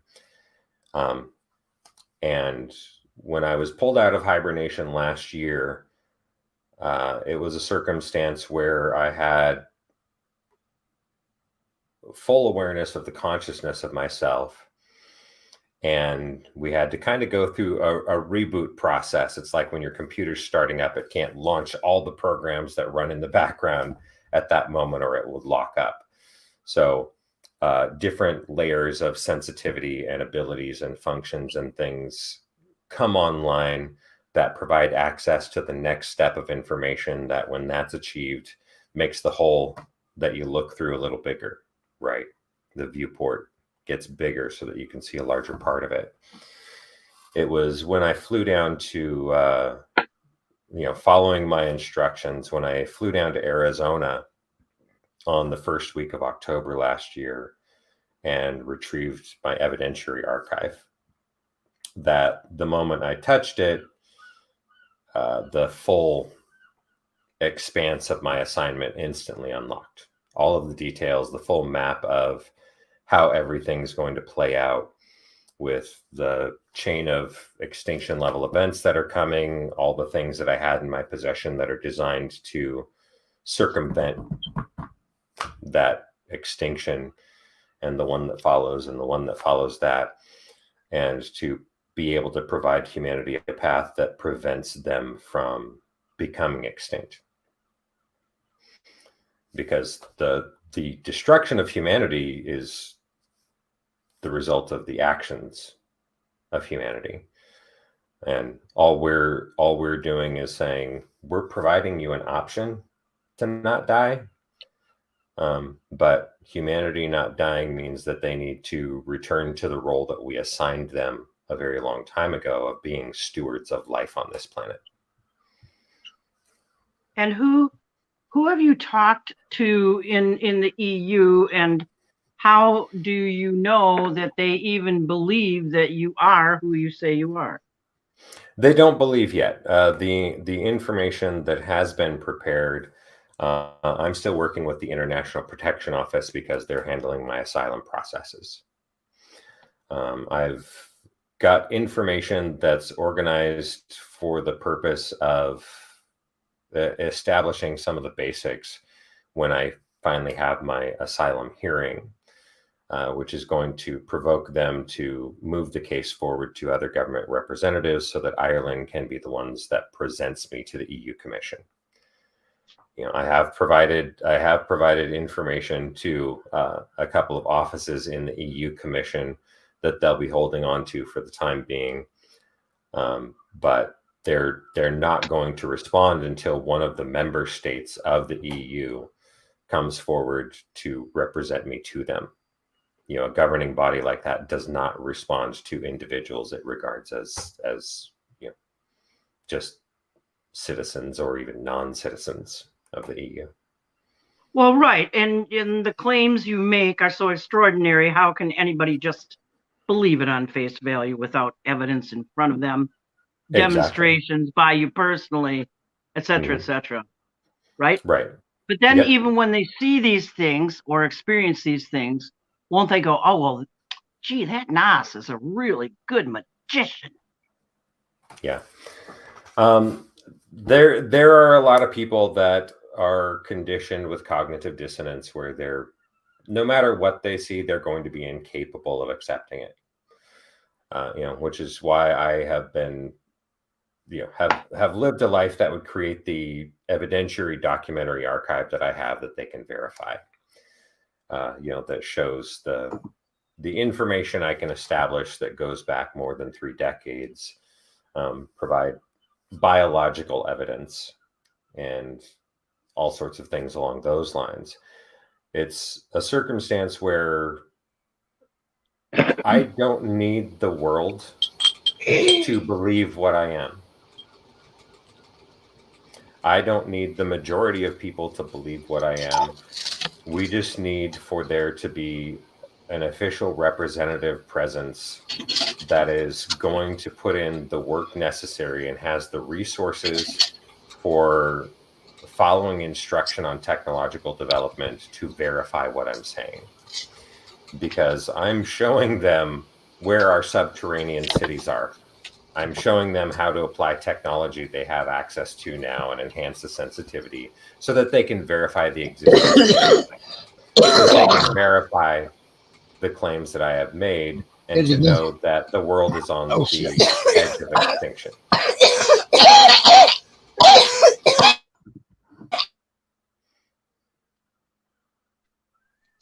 Are you dying, Paul? It's not that big a deal yet. I don't know. You're still alive? Oh. Well, poke, whoa. Yeah. Okay, well, anyways, moving on. Yeah, we're here. Recon is asking about alien abductions. That's something I was talking about. Was it yesterday or the day before there, Sarah?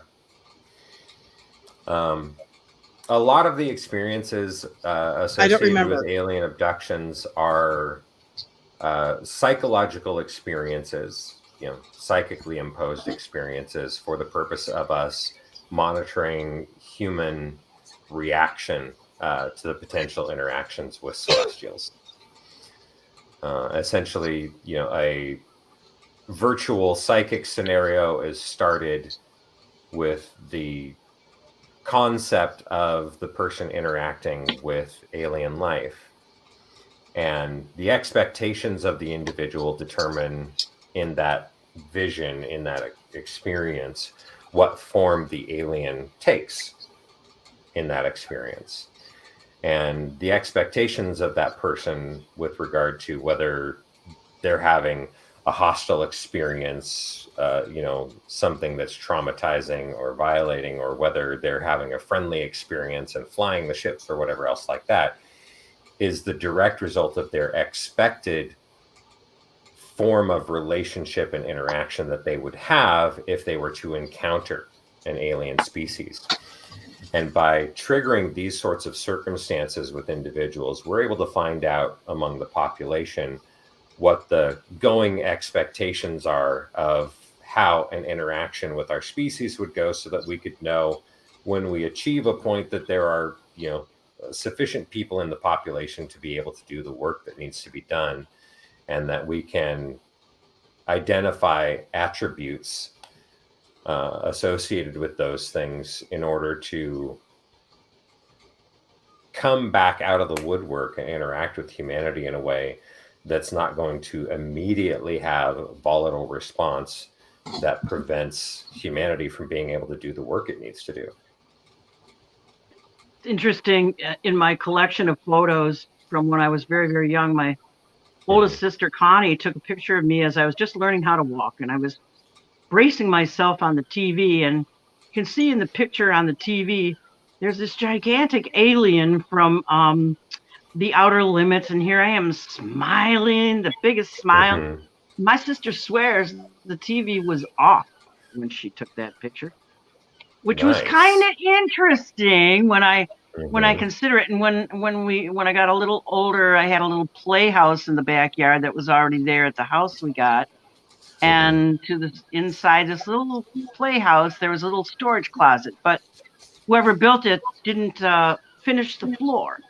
And I kept thinking, man, I want to dig down and find people underneath the ground, just weird thoughts as a kid, and dismiss them as being your childish imaginations. And here I am listening to you now at 67 going, holy crap.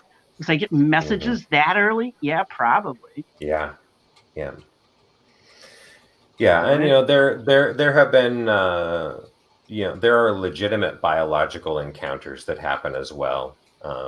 Monitoring the saturation of celestial genetic components in the population, human capacity for storage and transmission of celestial abilities, because there are going to be people that have powers as we move on to the new world.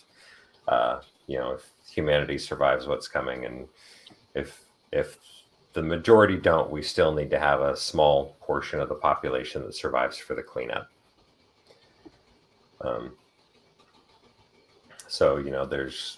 There's legitimate encounters that do happen, and there's the majority of the encounters are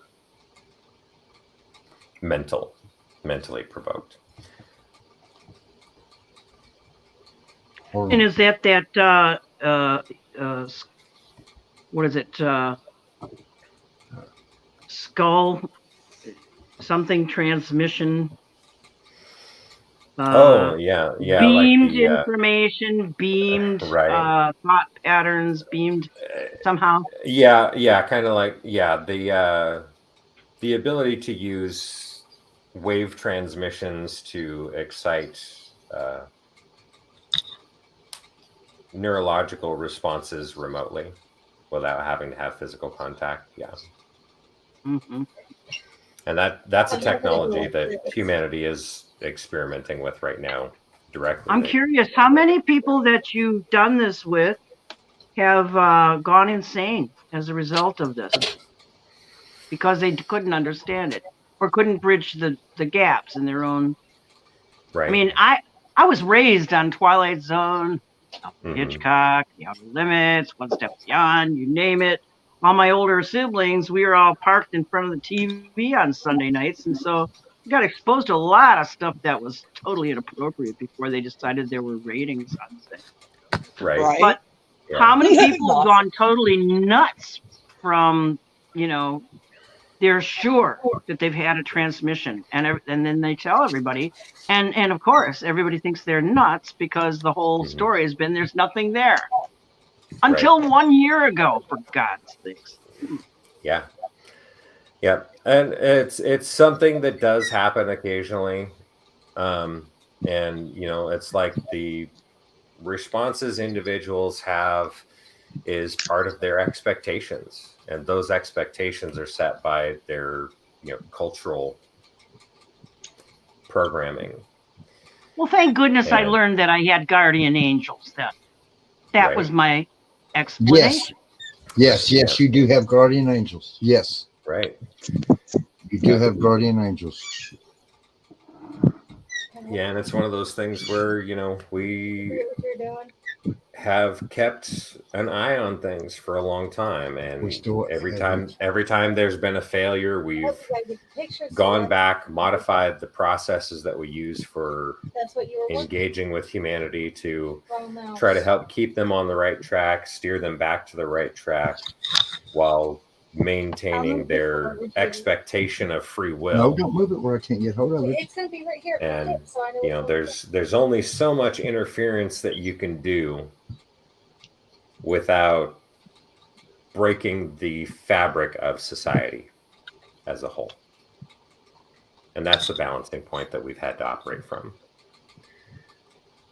Well, it's interesting, these mind control techniques, or thought to skull, or whatever it's called, transmission type things, seem to have been done pretty effectively through propaganda campaigns by various, leaders throughout history in various areas. And so I sort of see what, your group is doing as a similar sort of thing with a better purpose, but it's a similar sort of thing.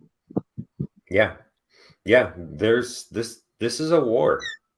There are opposing sides in the war. And, one side is leading to the destruction of humanity, and the other side is trying to lead humanity away from that destruction. And you left the humans in charge, man. You guys fell down on it. You left the humans in charge. Bad idea. They need a vacation too, guys. Come on. It's not their fault that couldn't just lock the door behind us. What the hell? Yeah, but the point that we're at now is that the greater the interference from the malevolent outsiders that are working with the shadow government and working towards humanity's destruction, the more invasive their actions get, the more aggressive our countermeasures have to get in setting things up to be able to stop the destruction they bring. Right. So they continue pushing the line further out, and we continue adjusting. They push it further out, we adjust. And, we're just at this point now where humanity is going to have to accept that, the entirety of religion that the world has embraced is wrong. Which is going to subject a lot of them to cognitive dissonance. They're not going to want to accept what all that means.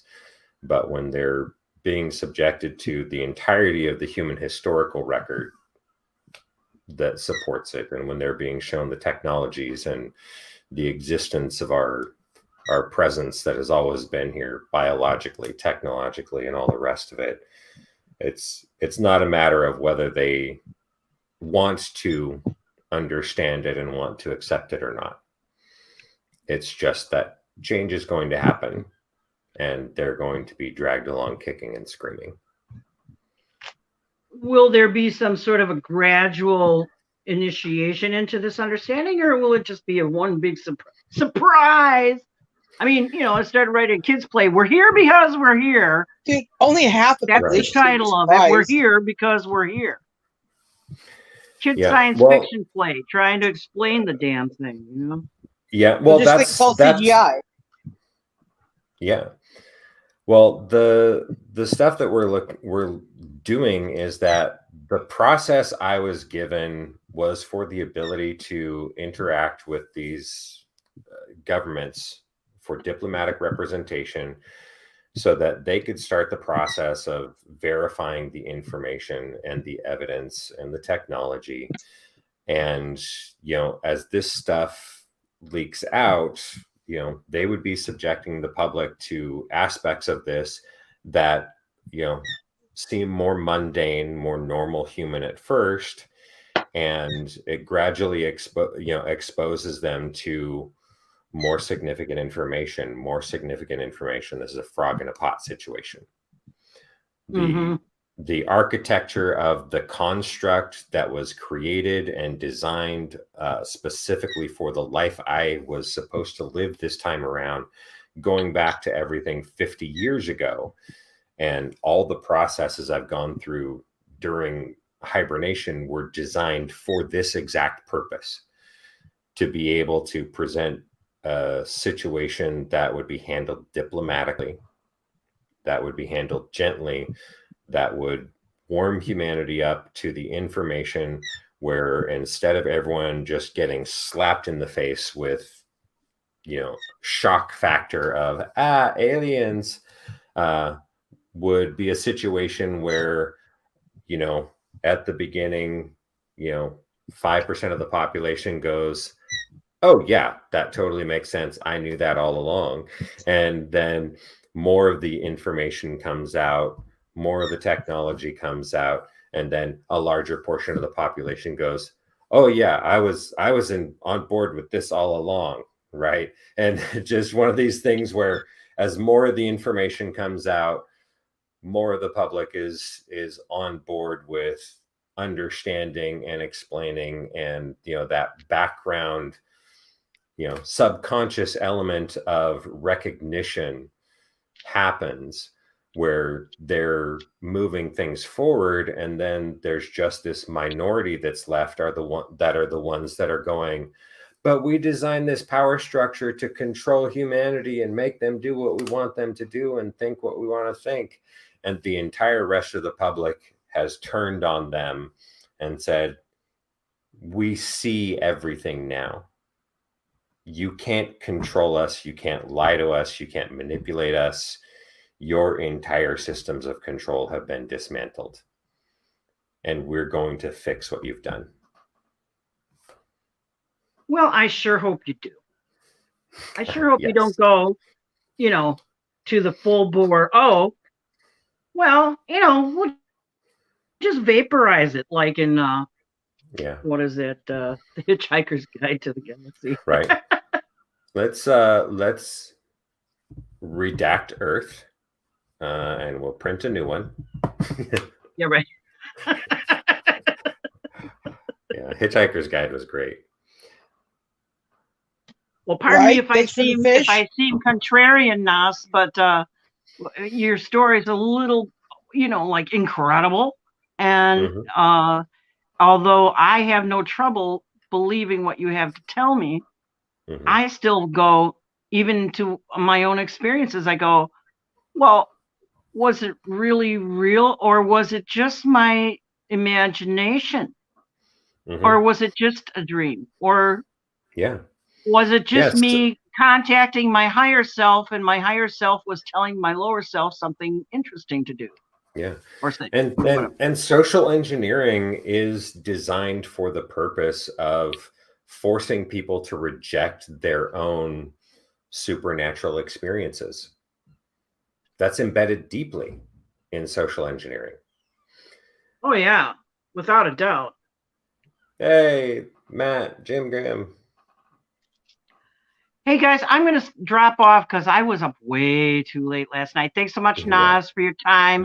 Next time I see you, I hope I'll be a little bit fresher and I won't be so. Thank you, Dorothy. We love you. That's all right, Dorothy. I love you, Miss Dorothy. You rock. Have a good night, guys. Love y'all. Bye-bye. Thank you. We're up. Rico Jones next. I've seen Grays wake up with puncture wounds often. Yep. Yeah. One of the things that's going on now is that there are different variations of ones that look like Grays and actual Grays. The actual grays are ones that we have worked with for the entire history of the human world. They're master geneticists, and it's a lot easier to have one species that's responsible for that and responsible for monitoring and maintaining and doing all the testing with regard to that. And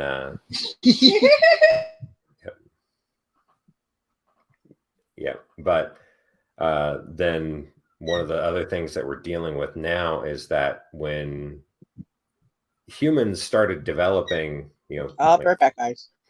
Yeah, when humans started developing a positive view of grays decades ago and becoming accepting towards them because of the exposure that was happening with the grays that we were working with, then the malevolent species started using genetic engineering to create a lesser species that looks a lot like grays in order to confuse the matter, where they, engage in hostile things. So that's just all part of a bigger picture of stuff going on.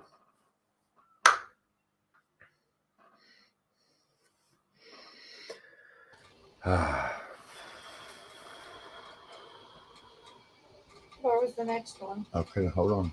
Where'd it go? See, where's it at? Aha. Oh, Jim. Oh. Okay, I'm back. Yeah, Jocko. The kids are playing with matches.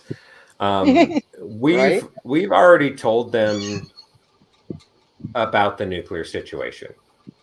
We've told them what to do about the nuclear situation. They haven't listened. But our message has been pretty clear.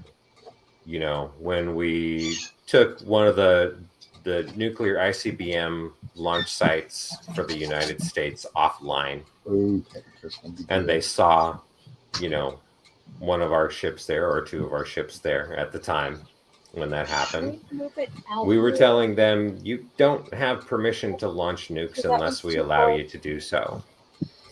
And when one of the Russian ICBM bases had all of their missiles set into launch mode and preparing to launch, we told them, whether you intend to control them or not, we actually have control of your nuclear arsenal. Our ships have, were present for that as well. We've had our vessels harass nuclear warships in the ocean, appear at other facilities and sites where nuclear armaments are present. We've done all of this to make a very clear message. There is no global nuclear arsenal. There are global nuclear liabilities. America cannot counterstrike a nuclear attack from Russia if its missiles are turned off. If they can't launch them. Go back. Go down. And no country can launch against anyone that they want to, unless it's allowed. And one of the other things about that is that at any given time, should we choose to do so, we can launch one country's missiles against another that we know will counterstrike them, and make two countries that shouldn't exist anymore attack each other. Or we can use their missiles and detonate them in their silos where they stand. Any country that holds nuclear armaments has decided that it is going to be destroyed in nuclear fire. We didn't stutter. This is pretty clear with what we've shown them with their own technology. And if they choose to continue retaining those armaments after the other information that's coming forward, they're going to experience that. Yeah, there is zero value in maintaining a nuclear arsenal.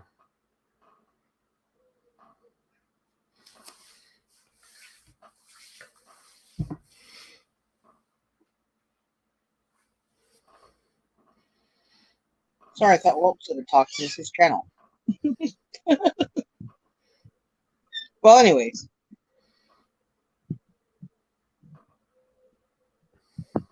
All right. Yeah. Yep. You are completely right there, Jocko. That's what they're shooting for. Did you read chat? I'm busy. Yep.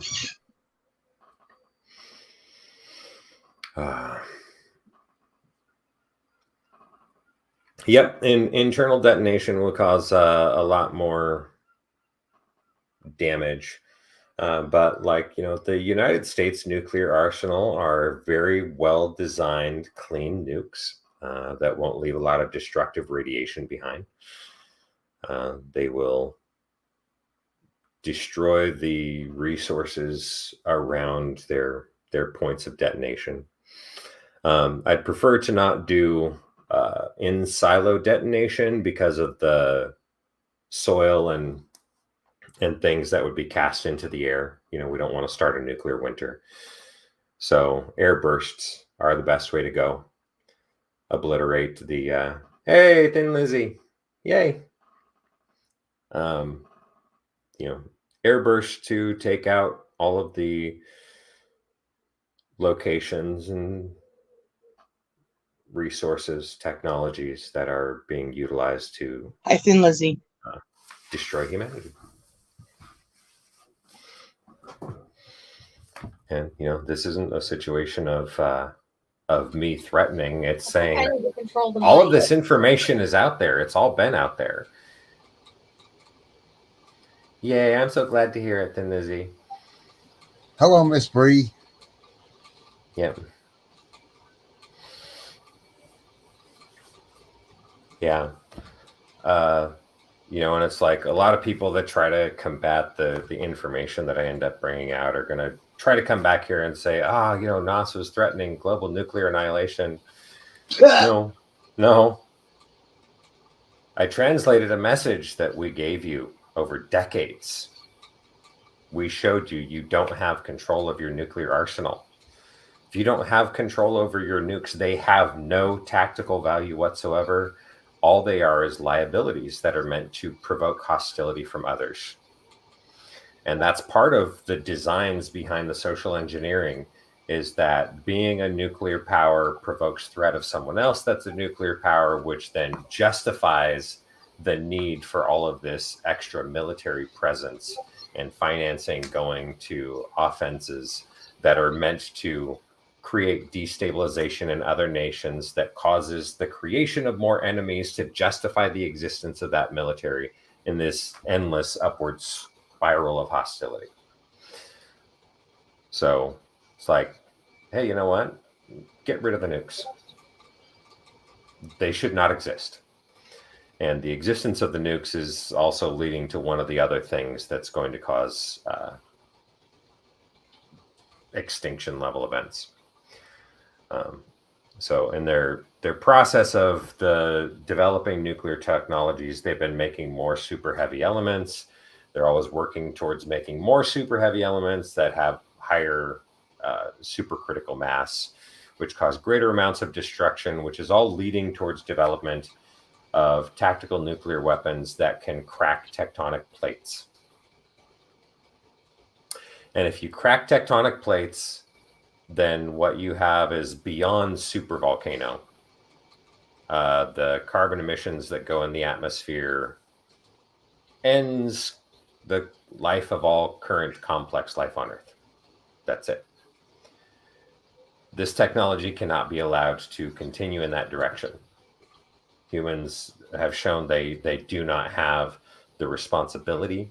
They don't have the moral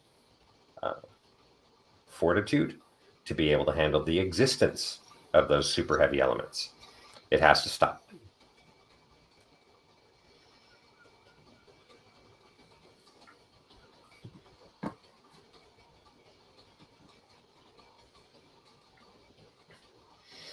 Yeah, the stuff going on in Ukraine is ugly. I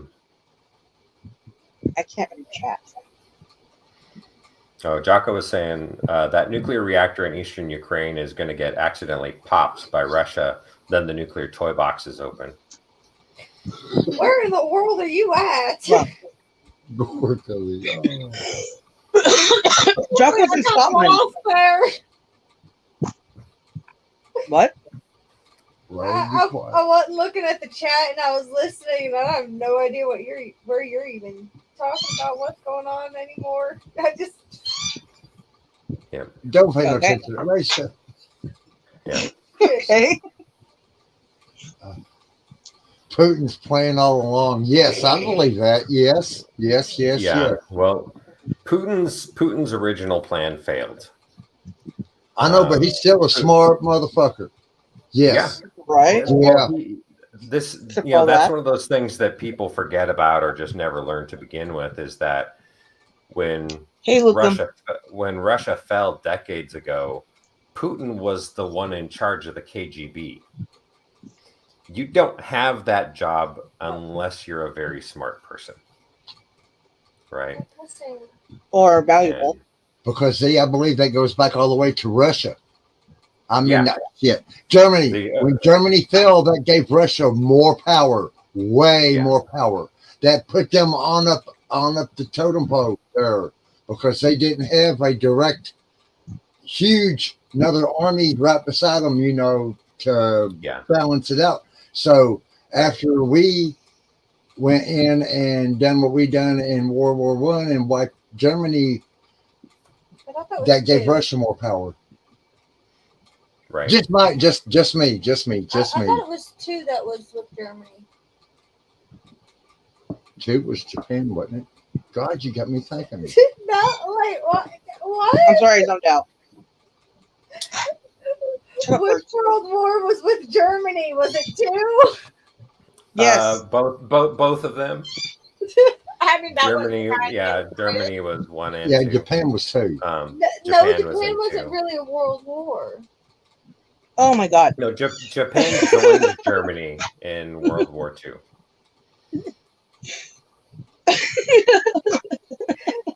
What did we go? But no. That's how Russia got their power, is when Germany was knocked down. Right here. Well, right here. That's when they had a uplift. They could control more area over there. Yeah. All right. I got my brain figured out now. Bear with me, y'all. Oh, I'll vote later. Did you say Walt? Can you hear me? Yes. Yeah, no, Walt, you're really, really loud. Just like you just went really loud. It's like my ears. Yeah, see, yeah. Anyways, but that's on my end. Probably. I'll shut up. But no, I was talking kind of loud too. I was kind of excited there a little bit. Yeah. Yeah. But yeah, that's how that's how they got their power, is when Germany fell. Yes. Right. I really do believe that. Yeah, and unfortunately, that's also how Japan became a technological master in the decades that followed.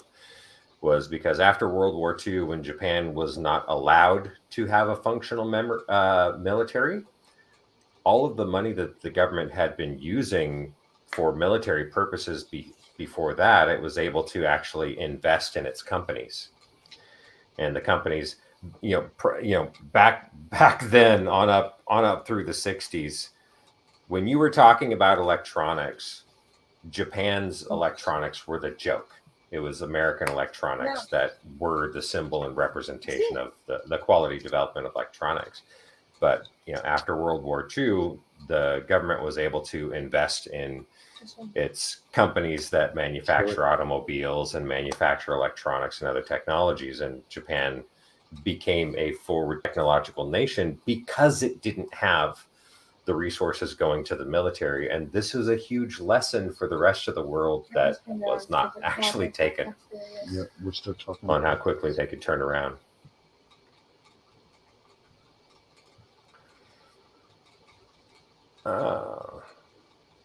So technology from the early 2000s, a black hole bomb that sucks all air from like 20 miles around it. That does not sound familiar. Well, I know that humans haven't been able to create a singularity yet. That's still something they're working on. But all the supercritical nuclear detonations that occur after the initial burst, the expansion of air pressure from the center does collapse with equilibrium happening, and does cause an inrush towards the point of detonation, which is what's actually responsible for creating that mushroom cloud appearance. The Roswell, that was a crash. It wasn't a shoot down. One of the things I'll give you an easy point for realizing what was going on there is that if the military had shot the craft down, they would have immediately gone out looking for the remnants of it. They would have secured the wreckage from it, and it wouldn't have been scattered across all this area on farmland. Right. The military would have secured the wreckage. It was an accidental failure of the drive system on the vehicles. Disruption of the relativity field that's used. But when you're working with technology that you keep in operation for, how long does any human technology last? Right. When we have vessels that are in operation for tens of thousands or hundreds of thousands of years, occasionally you're going to have minor fluctuation in the stability of a field on it. And when the field fluctuation happens to intersect with a gravitational anomaly over the Earth at the same time, you can have a field collapse and the vehicle can crash. That's a thing that happens. And I love it when we get this thing where people they call themselves skeptics when they're really just deniers on the UFO subject, say, oh yeah, vehicles that can travel, faster than light speed across galaxies and all this stuff, but they crash on Earth. Like, that's real. Yeah, you have no idea the complexity involved with maintaining the relativity fields for all these drives and stuff, and having vessels that are going to operate for that long without the other manufacturing facilities for making new ones here. So, yeah, all technology eventually breaks down because all technology is made from physical materials, and physical materials are always in a state of decay. A question to somebody answered a while ago. I got to remember where the answer is. What? All right. You'll be back, Matt. What are you talking about? Nope. Just looking through the chat. Oh, no, I was talking to him. I was trying to. Okay, somebody had asked a question a while ago about how many aliens were there or something similar to it. I was looking for Oh, that one. Hang on. I know which one you're talking about. There was one that said 7 races of aliens and one that said 40-something. Oh, one of the other things. Got it. Yeah, because we was talking about it the other night. Yeah, we were talking about it the other night. Yeah. And I'll be right back. I need to grab myself more water. Okay. I've got plenty of weed and water. All right. That's one thing I got a lot of.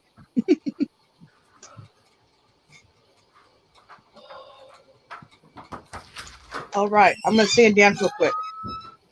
I'm dancing and singing for you guys. Are you happy? Did you see me dancing here? Others are out there and not know it yet. Yeah, how many others? That was the one we put it up. I think. Yes, I seen the. I can't find it. And I got here. I know where it's at. I just found it. Do it on this. It's got to be on this. It's got to be on this one. Oh, sorry, too dark. Sorry, guys. What, the birdie's acting up, or turn the camera? Oh no, I was gonna do the thing, but it's too dark in here. And then Yoda's yelling, or Lucky's yelling. Who cares? I'm gonna mute up for the yell. Oh, hold on. Yeah, go on and click that one till we find this other one. Click that one there. Jocko, I sure will as soon as I wake him up in the morning because he's covered up right now because he was a naughty boy. And earlier in the stream, he bit the crap out of my finger. Oh no! Did he really? Oh yeah, and my arm too. It's all bruised. There it is. Fortunately, I clipped his beak a few months back, so it hasn't grown back all pointy yet. So and long. Now see, our birds had their pin wings clipped or pulled or something. What? Their flying wings. Oh well, we clip our birds' wings, except for Fred. I don't know. He came and he this part put up his wings, so he couldn't fly if his life depended on it. I think that that's kind of cruel, but then in a way, yeah, you don't want a $3,000 bird flying off into nowhere too. Could you? Oh, just went $3,000 flying out the window. Birdie. Do you know how many birds we have caught that should not be, or not native to California? Parrots and other various birds. Many of them. A lot. Yes, we've caught a lot of cockatiels. When we looked at Temecula, we got tons of them. I don't know, somebody lost a bunch of them somehow, but we caught them all, and they lived happily ever after. Till the poor hawks came and ate a lot of them when they ripped open the cage because hawks.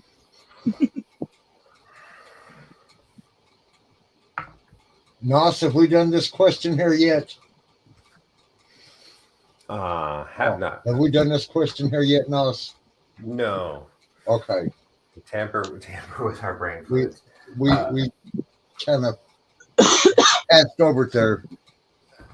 There is tampering with the biochemical processes of humans that are happening as the result of the shadow government stuff. The people that are in control that are taking their cues from the wrong aliens. There are harmful things that have been incorporated into the food supply and other attributes along those lines that are actually suppressing the cognitive functionality of humans, making them easier to control. It's more of the stuff I'm supposed to expose when I'm working with the governments there. Here's another one we accidentally skipped Oh, over. This is the one I was trying to find the answer for, but I can't. I don't know what I've done with it. Maybe I just closed it by accident. Jim, you're talking about hibernating celestials, aren't you? The others that are existing through life as human and don't know that they're ours that have been deployed and waiting to be activated. I'll be right back, guys. We haven't done this one yet. They're to keep from being specific on it. I'll just say there are thousands. There are thousands of celestials that are present on Earth, inhabiting human forms and hibernating. So yeah, this one right here. What's the? Yeah, that's the next one. We're getting caught up.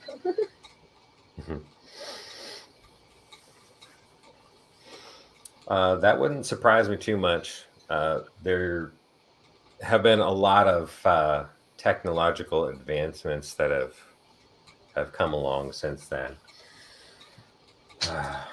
But I'm actually kind of curious on what else other than that, like.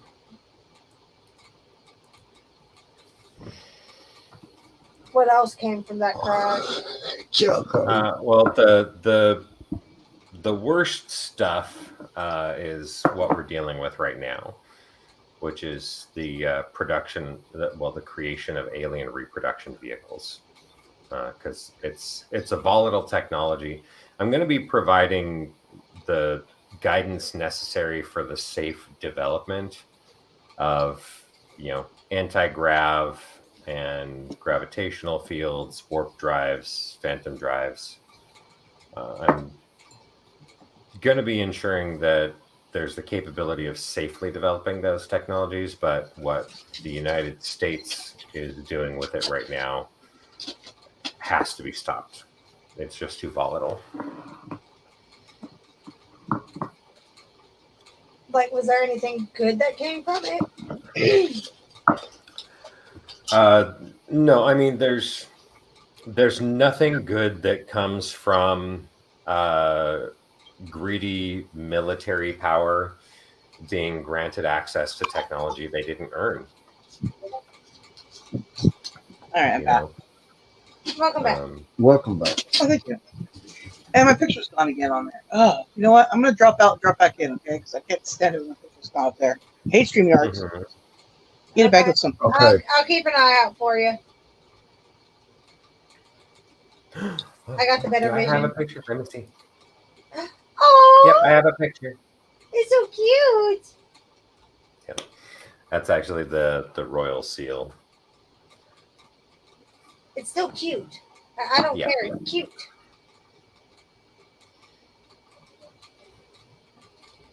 Oh, hang on. Get her back in. Get her back in. All right, well, hold on. Darn.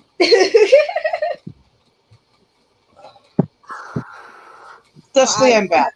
Bear with me. And my picture's back. Sorry that took so long. Someone's getting fast tonight. Recon wants to know why they took a piece of his tailbone in 1995. He still has the scar that burns to this day. Pussycat. Because they don't know what they're doing, they're assholes. I am not. Yeah, I'm not part of the biological assignment on that. That's one of the other wings, so I don't know what they're specifically doing with it. There's speculation I could do, but that's an interesting question. There are some details there that actually lead to something else. When we're doing our processes involved with experimentation and such, then usually there's direct healing involved so that there's not residual effects that happen. When you have something like that where there is a scar that burns after the fact, then what's being experienced there is a neurological sensitivity that's enhanced. That's like another level of sense that's occurring. And it could be that, the tailbone is at the end of the spinal column, the end of the spinal nerve. Having something that occurs in there that grants a sensitivity externally in the atmosphere may have been the addition of components that are meant to allow sensitivity to other energies. Essentially, Recon may have been equipped with a compass of sorts. A butt compass? Yeah. I mean, that'd be That's hot. Instead of following.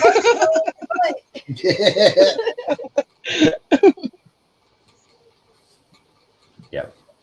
Do alien races have sports? Yeah, sure. Well, a lot do. My enclave didn't have sports. Our challenges are the processes of cultivating worlds. Our conflicts are for the purpose of preservation and advancement of life. Okay. Yep. Oh, we don't play cricket. That's that colonizer bullshit sport right there. Okay. Are you ready for my question? I want to know about the aliens that eat the humans. That's what I want to know about. That's what I'm scared of. Other than that, I don't care what they do. Right. You know? I mean, they're following by example. I know. Humans essentially eat all different families of animal life. They eat mammals, they eat aliens, octopus, aliens. They eat avians, they eat cephalopods, they eat mollusks, Ants. they eat reptiles. Humans, by example, have said they eat primates. They eat canines. They eat felines, right? Mm-hmm. Humans are not just carnivorous, but they are cannibalistic. And humans have shown that it is okay to feast on the life of any creature you consider to be of inferior intellect to yourself. Humans have declared that it's okay for the lizard folk to eat humans. So they think by we're their own stupid. display of actions. You or said actually, think. they just don't care. They like they we would know do a humans. cow or a pig. They know humans are an inferior animal in all respects. Humans have inferior eyesight to a lot of animals. They have an inferior sense of smell. They have inferior hearing. They lack the biological defense mechanisms. They don't have the fangs to bite through hide. They don't have the claws to tear through hide. Humans are cattle. They have cow teeth, literally. Right?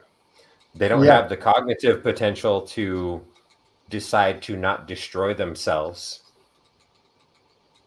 Right? They're self-destructive. Like people think lemmings are. Lemmings aren't actually destructive. That was just Walt Disney being an asshole. Yeah, I know. Humans That's are self-destructive in the way that they think lemmings are. Right? Wow. So we've got stupid cows that are not actually capable of being a representation of superiority on any aspect whatsoever. So yeah, to the Fomorians, the humans are just cattle. They are work animals that are being used to do the work the Fomorians want them to do, and occasionally they may have themselves a feast that involves eating humans. I don't particularly like it, but that's the thing. How many millions of people is just missing? Yeah. Millions. And they all can't be getting abducted or murdered or raped and died. Their bodies are going to turn up somewhere. So these millions of bodies would turn up somewhere. They smell. The human body is smelling within the first hour. So, I mean, it's not like we're going to not find these millions of people. Yep. So they're somewhere. Yep. So that's going to revert back to the aliens that eat the humans. No. Let's say that there may be some backup plans should this version of Earth not be preservable.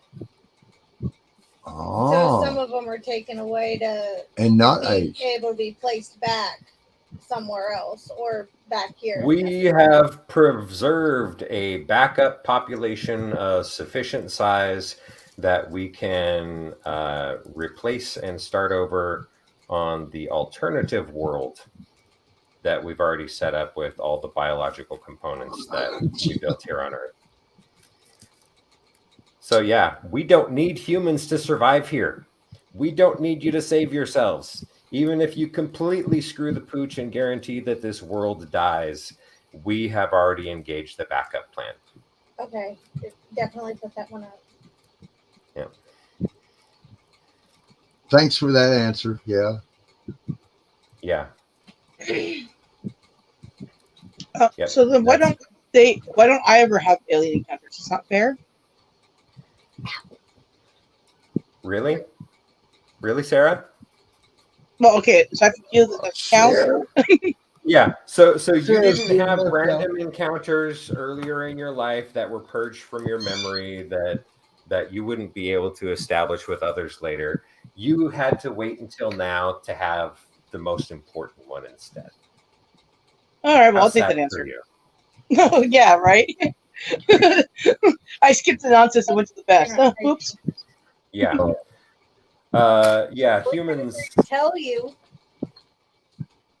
What? He will literally start typing and not realize he's actually not clicked in the box and not typing. I don't want to miss. I hate that. Yeah. He does it all the time, and I sit there and go, "You're not typing." Oh. Yep. Yeah. I hate when that happens. Jocko asked a question that actually does have a direct, easily established answer. The egg came first. The chicken, the avians themselves evolved from reptiles. The reptiles were laying eggs. The first avian that was the offspring of a reptile came from the egg of the reptile before being born and starting the family of avians, of birds. So the eggs came before the chickens. Okay. And then I ate them both. We had but it kind of disappeared when he started typing. Right. I always thought it was strange that humans are one of the few species on the planet that are terribly affected by sun rays, like we haven't adapted to it yet, or maybe we are naturally from Earth. Yeah, humans were modified. It's their sensitivity, the lack of fur, the lack of pigmentation and melanin in the skin on the lighter modern humans that establishes hostility from the sun's rays. There's also been a lot of chemical alteration in the atmosphere, especially over the last 2 centuries, from industrialization. Yeah, what do you think about like? Makes it volatile. Sorry. Go ahead. Oh, okay. Sorry, I was just waiting. Okay, I was going to say, well, I'm not a fan of Bill Gates to begin with. The guy's an awful person. Besides all that, what do you think of his dumb idea to like put particles up in the atmosphere to block out the sun rays to help global warming? I mean, it just sounds retarded. Who are you talking about? Bill Gates. Oh, Bill Gates. Yeah, he's a moron.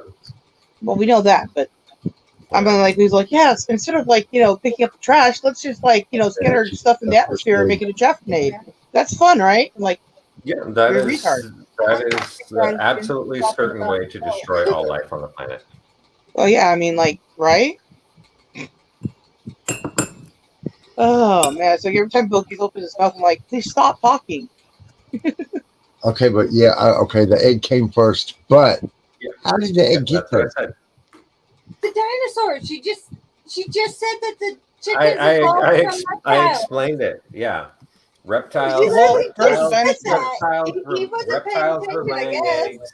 Yeah, reptiles were laying eggs, and offspring of a reptile was the evolution of the start of the avians, the bird species, which would eventually have evolution of birds that created chickens. And before reptiles, when the animals were in the oceans and they were fish, they were laying eggs there too. So no matter how far up the chain you go, the egg came before the chicken. So you get and I ate them both all the way to the bacterial stage, and then that's just way too small to even lay an egg, so it doesn't matter. Mm-hmm. Yeah, spelling is stupid, so don't even worry about it. That's normally why I actually talk. You talking broken spelling? What? Yeah, she's burping. What? No, I didn't say that. She didn't say it was burping. We was on live stream last night, and I couldn't help. I had to mute myself. But the baby camped out with me last night, so we was hanging. So she passed out, right? I thought she shit all over herself. Oh, where she farted.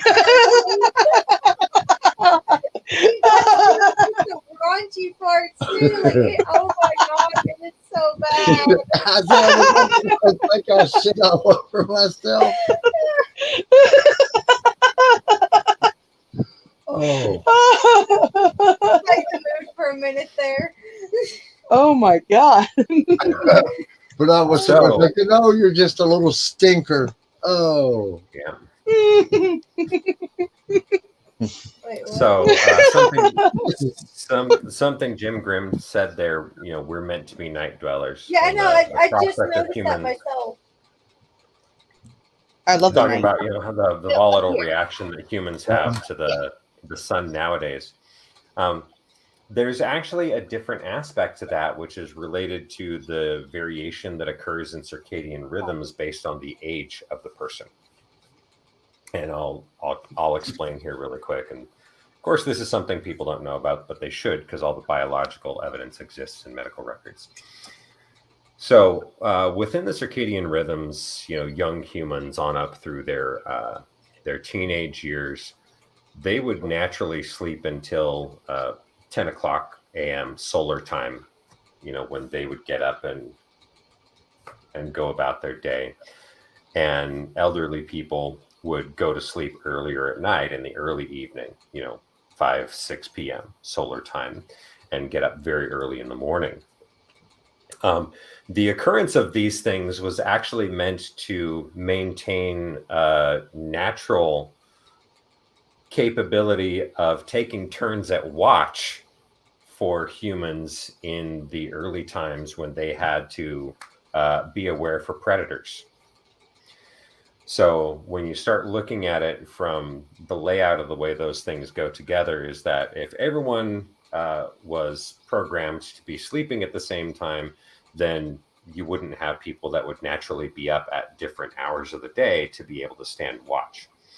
Now, when it comes to young people, the eyes of young people are much more sensitive to differences in color, different densities of light, and things like that. So in the twilight hours of the early evening and in the darkest part of the night, they have the greatest potential for being able to detect movement coming towards their village, coming towards their encampments, and being able to perceive that. So having the youngsters be awake for that aspect of the night to be able to have watch is more important. And the most mature of the population being the ones who would be awake, who would be able to keep watch in the morning. That's also when all the preparations for the beginning of the day and the planning for the beginning of the day of the whole village would be going on at the same time. So there's a biological process that's involved from the circadian rhythms. So that actually makes me curious now. Would that be one of the reasons why I prefer dark? Like, my room is never very bright. Like, it's usually pitch black in my bedroom. Yep, and I was the same way when I was younger. I love the dark. Like, I've always loved the dark. Like yesterday with my TV, that's usually the brightest my room ever is. Yeah. Yeah, I used to maintain dark in the environments now, previously, but now I feed on the light. And Pap will be able to tell you, my eyes are extremely sensitive to extreme brightness. Exactly, mine are too. I just love the lower light. I have to adjust my phone screen to the darkest it can go, and barely adjust it to the light. Because if I have it any brighter and it's dark around me, oh my gosh, it takes me about 5 minutes to adjust my eyes long enough just to turn the brightness down. Right. All right.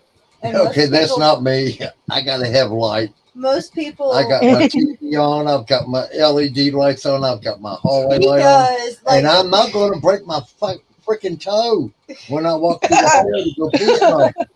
Yep, which is part of the natural process of aging. The further people get along with their maturation process, the more they get into the light. I'll be 61. I'll be 61 in 9 days. Yep. You'll be 31. Nice. I'll be 30. 30 in on the 31st. And then Punky. That's why he's messing it up. And then Punky will be 11 on the 30th. Yeah. Wow, nice. Me, Punky, and Ray. I went into labor on his 50th birthday. Yeah. And I had my daughter the day before I turned 19. Yep. I'm a horrible old 47 now.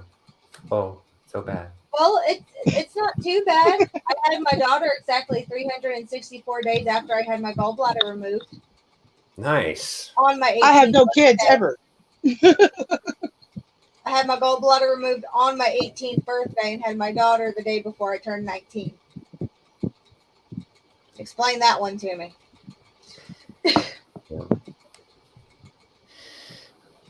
Stuff happens. Right? Well, I would explain it to you, but I think it's really up to your parents to have that whole birds and the bees. Listen. Not that far. Let's not get me started on any of that shit right now. Birthday in the hospital, she wasn't visiting me again. Okay. What, Sarah? Oh, I said don't get me started on all that shit again. From like those streams earlier, you know, the individuals and hi, Luna Bug. You know how I was earlier on the other stream I was on. The right place. I got those guys so worked up. Good times. Oh my god, it was so funny. It all started when I asked for my boobs, and I muted myself so I didn't hear my boobs slapping, right? And then when I said that afterwards, I was like, sorry guys, you know, because I'm just thinking of nobody wants to hear that, right? And they're like, we want to hear that. I'm like, oh my god. And then everything just went cancer rates. Oh, good time. What? Luna's saying mommy's not in the right spot, so she just plops down on my lap.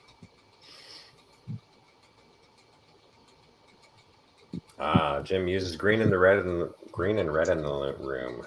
Grow lights. Well, we know he uses green. We saw that. Jim and I are going to try to make a field trip together to do content.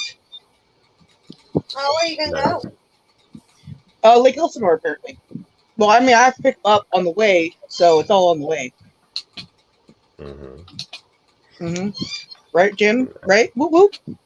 I'll come to kidnap you. Probably Tuesday. I had a cat decide to come and take over my lap. Yep.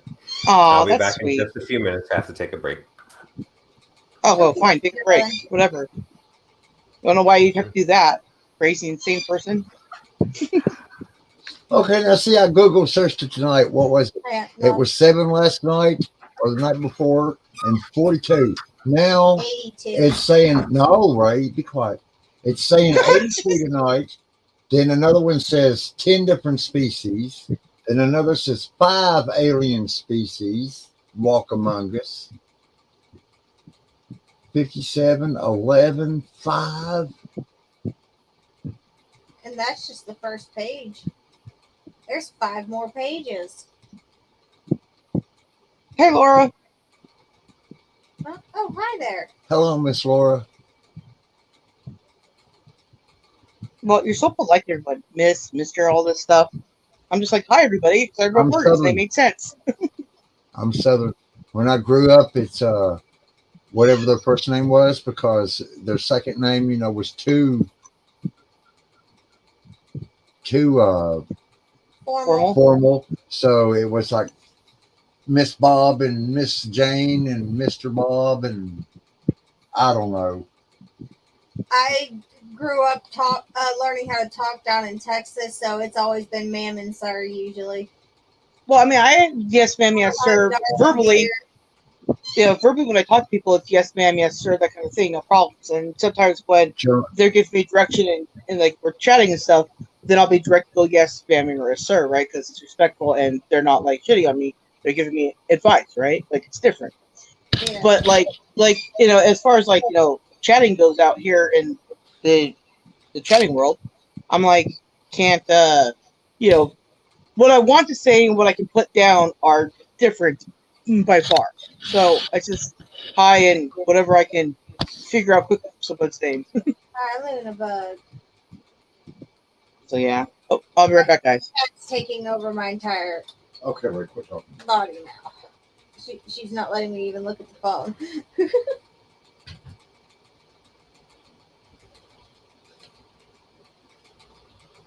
Got cards tonight, guys. Ow. Cards. Anybody want the card read? Been doing actually just yes. I'm still waiting for Bat to read me a card. Oh, Sorry, we got Okay, distracted. first up is Sarah. Sorry, we got distracted before we got to that. I'm sorry. My bad. I forgive you this time. She said me. So I said I forgive you this time. That was my special cut for my sister now. Okay. I'll give you that. Yeah, I know you will. Oh my God.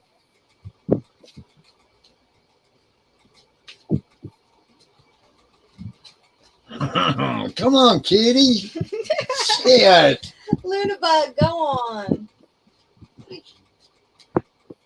Well, we'll eventually come to bed.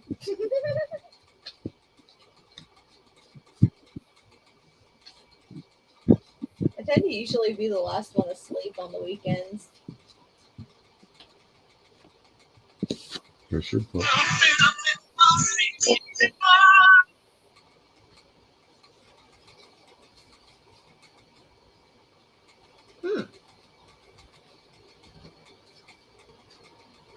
Okay, back. Okay, now that was kind of creepy. Yeah. What?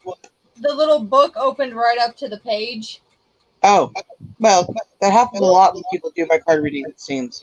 Automatically, I didn't even have to go searching. That was kind of interesting. Right? It says, when you read about Jesus, Moses, or other biblical figures, you know that there's more to the story because you were there. Either you were a follower. Why in the world did that look like flower? Sorry about that. Of Jesus or Moses, or you lived in the Holy Land. You may have also lived alongside other famous biblical figures. As a result, traditional religious interpretations of the Bible stories don't ring true to you. You know in your heart and soul what really happened. As such, you tend to follow your own religious and spiritual path. If you witness the crucifixion, you may have emotional scarring stemmed from the heartbreak and horror that followed your beloved teacher's death. These reactions may have caused you to shut down your spiritual sight, clairvoyance, and other gifts. To reconnect with your God-given abilities, pray for help from the biblical figure to whom you feel most connected. You'll learn that they have forgiven all transgressions and have moved on with their spiritual lives, and they'll help you do the same. Nice. Thank you. I still can't figure out why follower looks like flower.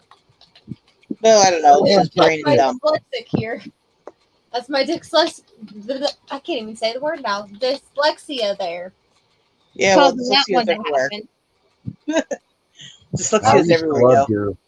I said, what in the hell am I typing that I can just say it? Jesus. I know, right? I did the same thing. See, I never could stand the smell of beer. It always smelled like an old baby diaper to me. I don't know. Beer's fine. Listen, when you want to escape, anything will do. My thing is that when I smell beer, I literally smell my daughter's diaper from overnight. Oh my God, that's disgusting. I can never do either of those. Ew, gross. Stop that now. Okay, come on, people. Get these in here. Not get really, your cards red and your crystals red. It's not really that I wanted to. It's just it had such a strong smell, and I have such a sensitive sense of smell. Yeah, I hear you on that. Smell it. Oh, yeah. I'm always gagging on the smells of something. It was weird. Yeah, I hear you, though. All right, my birds are yelling again, so I'm going to get up. Cards and crystals. Who wants some cards and crystals? Or cut them into all the other cards channels. Ooh. Look what Sarah got. Well, read it to her, honey. Well, hang on. I'm trying to hand you the stone.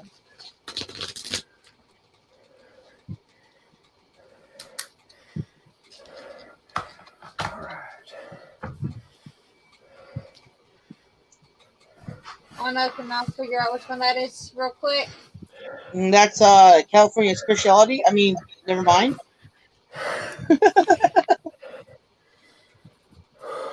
Looks like another quartz. What kind of quartz? I don't know. California specialty quartz. It was a rose. She ain't going to know them all, right? God. No, I'm just curious to know if she can get anywhere near them. That's actually really awesome. Yeah. But the rose quartz is unconditional love, emotional healing, confidence, and kindness. Now read the card. Now the other one, let me pull this out. Provides soothing energy and unconditional love. It helps you heal and forgive both yourself and others. Oh, here we go. Here's our wands. Okay, that was Sarah. Okay, Lucum's going to be next. Okay, you got the crystal and you done the card. I had to show everybody how to put a 1 in because nobody knows how to put a 1 in. Yeah. Except for every other channel that says put a 1 in. I'll read. I'll do the reading and you do the card.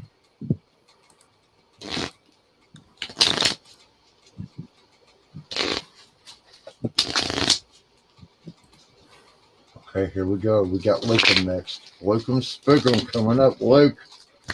I'm going to do something different with the force crystals. This will be be a with little, you. This will be a little easier. What was that he told Luke? Oh my God, my brain just shut down. That's nothing new. I was trying to remember what he told Luke, and I know it from the during.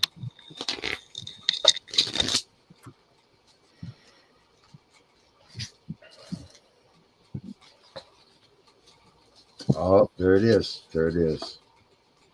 What did he get? Imprisonment or slavery. Oh. Wouldn't that have been cool if they'd done a nice colored picture? All right. Says this card signifies that you spent time imprisoned or in slavery. Your rights were taken from you as well as your dignity and freedom. You are free now, but you still may harbor fears related to that lifetime. For example, you may feel claustrophobic in confined spaces or on airplanes, or you may have developed a form of Stockholm syndrome where you feel empathetic towards those who abuse you. On the other hand, your experience can also make you feel exquisitely compassionate towards those who suffer. You may devote yourself to defending underdogs and bringing more love and justice to this world. To heal any residual fears from the previous lifetime, remember the details of the past life to loosen the shackles and free yourself from the symptoms. Channel your altruistic feelings and tendencies into helping society. Acts of kindness and compassion heal the individual as well as the world. Whew.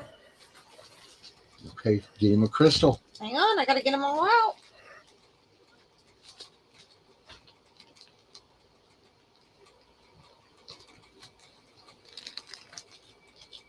Okay.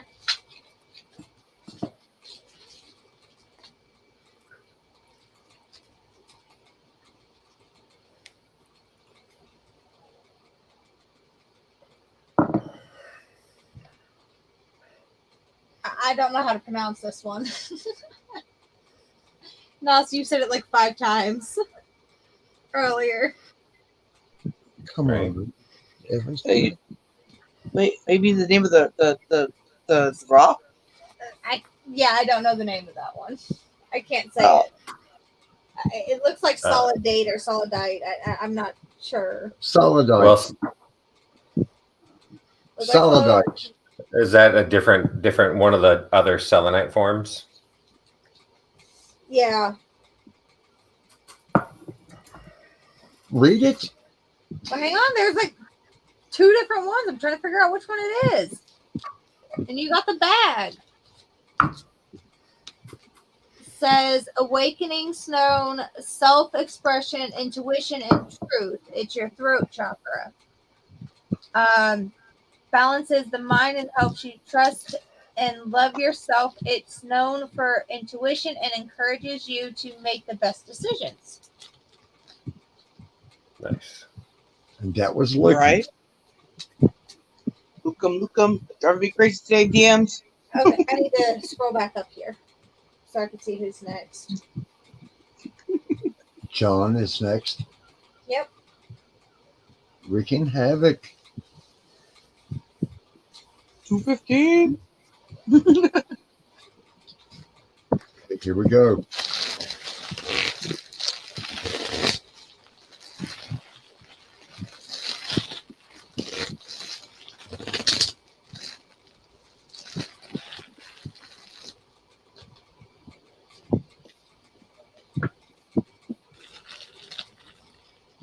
Another Egypt tonight. And another rose quartz. Read card. Yep. 1 second. Let's get back to Nice. Egypt. That was yesterday's stuff now. Come on. I'll be right back. I keep flipping right over the one page I'm trying to get to. The Egypt card. This card signals a significant past life in Egypt, which relates to your present situation in question. When a negative pattern stubbornly refuses to heal, its roots are often buried in its lifetime beyond conscious memory. Fortunately, you can access and heal these issues. Like gardening, you can eliminate vestiges of the past by pulling them out by their roots. If you're drawn to Egyptian culture or travel, you most likely had a positive experience in your lifetime there. You may wish to explore the belief systems of Egypt to tap into ancient memories. Much of Egyptian spirituality involves astronomy and astrology. I said it right. So stargazing can also help you trigger insights and recollections. Sorry. On the other hand, if the thought of traveling to Egypt is frightening to you, or you have negative feelings about its culture or spirituality, you may have deep-seated fears associated with your lifetime there. This is fairly common, as many traumas occurred in this land in ancient times. Working with a qualified past life therapist or a regression audio can help you release and heal old toxic energies.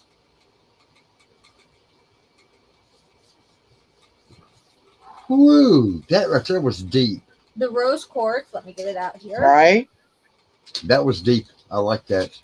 Here's the rose quartz. Show that one again. Which is unconditional love, emotional healing, confidence, and kindness. And also provides soothing energy and unconditional love. It helps you heal and forgive both yourself and others.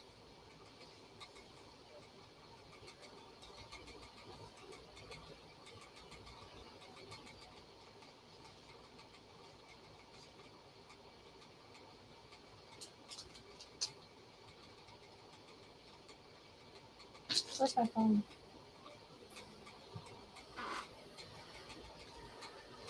Okay. And that was John, 2:15.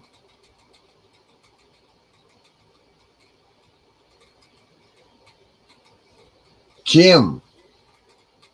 All right. Where's the crystal? There it is. Okay. It's like I was scrolling. And also, whenever I do the cards, after I shuffle them, I put them back in the box. And every time I do somebody's card, it's coming straight out of the box.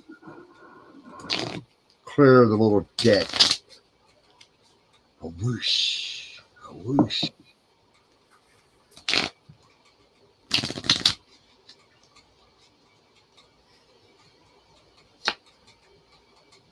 Oh! What you get? Oh! Again! That's the third time tonight. Yep. All right. Okay, so what's this tell you? They had a past life in Egypt. All of us. Not all of us. I know, but we're all here. A lot of us. We're here. We're And here. y'all There's seem a to reason gather we're together. here. There's a reason we're here tonight. There's a reason that we're here. There's a reason that we're a small group. There is a reason that we are communicating with us. And we got Nos here. Yeah. Nos in the house. Go, girl. Yeah. Right? Nos is the best. Well, we all know that, though, okay? Stop saying that. I need new words to say. Nos is base as hell. No, Nos is. Listen, I don't know. I'll have the word later. Yeah. Dog face boy is back. Get that crystal. Get that crystal. Oh, Simon's back. Hell yeah. Okay, this is Okay. I don't know what's going on here, y'all, because I mix them up. I have my eyes closed. I don't look at all. I just feel whichever one it has me grab, and it's another right back quartz. to it. Right. So 3 Egypts, 3 rose quartz, and 2 of them in a row. Yeah. Yeah. So that is pretty awesome. Yeah. And that was John and Lucum. I mean, Jim. Jim and Lucum, yes. No, Jim and John. I don't know who We just read everyone John. is anymore. I lost Jim, Johns, Jacob, Spiegelhammer Smith. Oh my God, yeah. Oh, John Jacob Jingleheimer Schmidt. Smith. His name is my Those are not my names. Mm-hmm. As long as whenever I go out. Whenever we go out. People always shout, there goes my flock. Oh, sorry.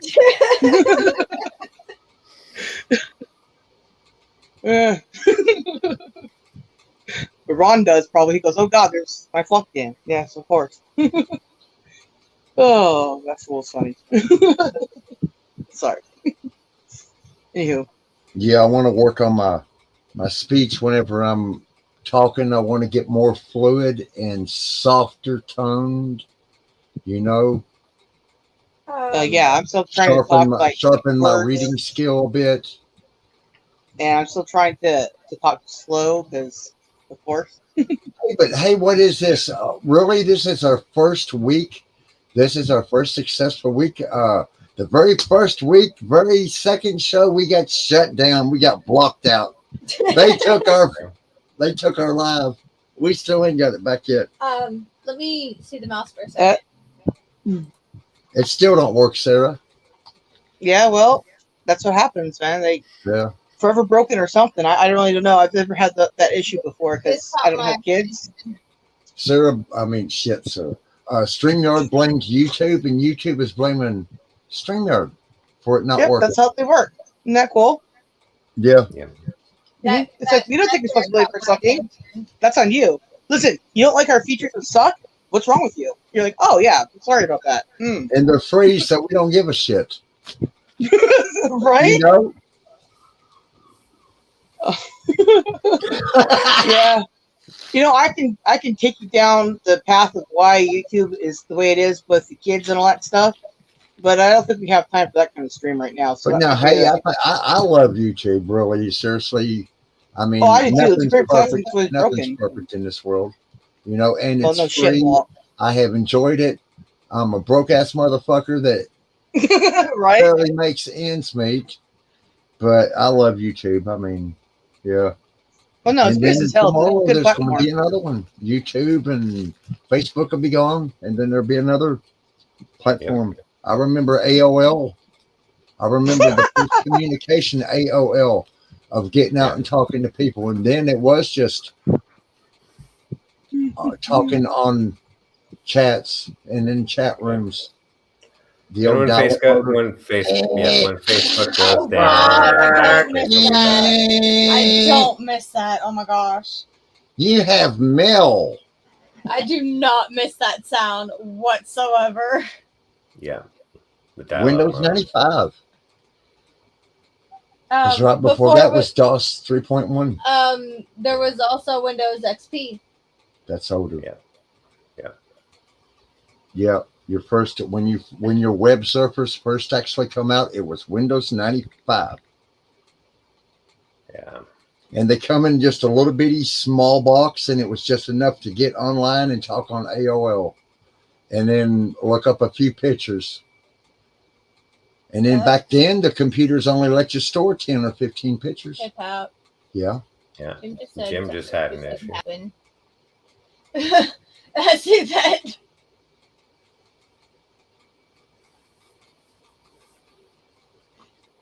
I just happened to look down at the chat. I have it up so you can see it.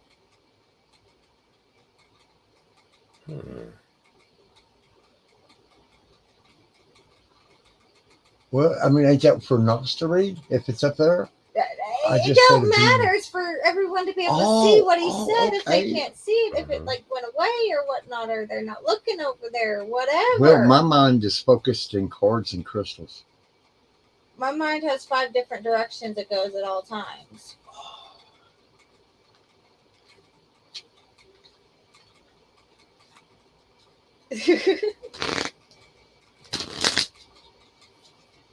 And see, I hate doing that because once I start reading my crystals and my cards, I just want to keep going and going and going. Does that make any sense, Nos? I just want to keep reading. Yeah.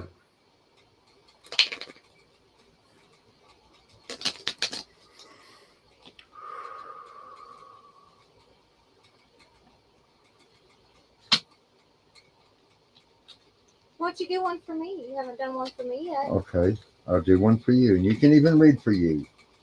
I will read for myself. I'll read the pretty little. I just realized we got a cattail in the picture.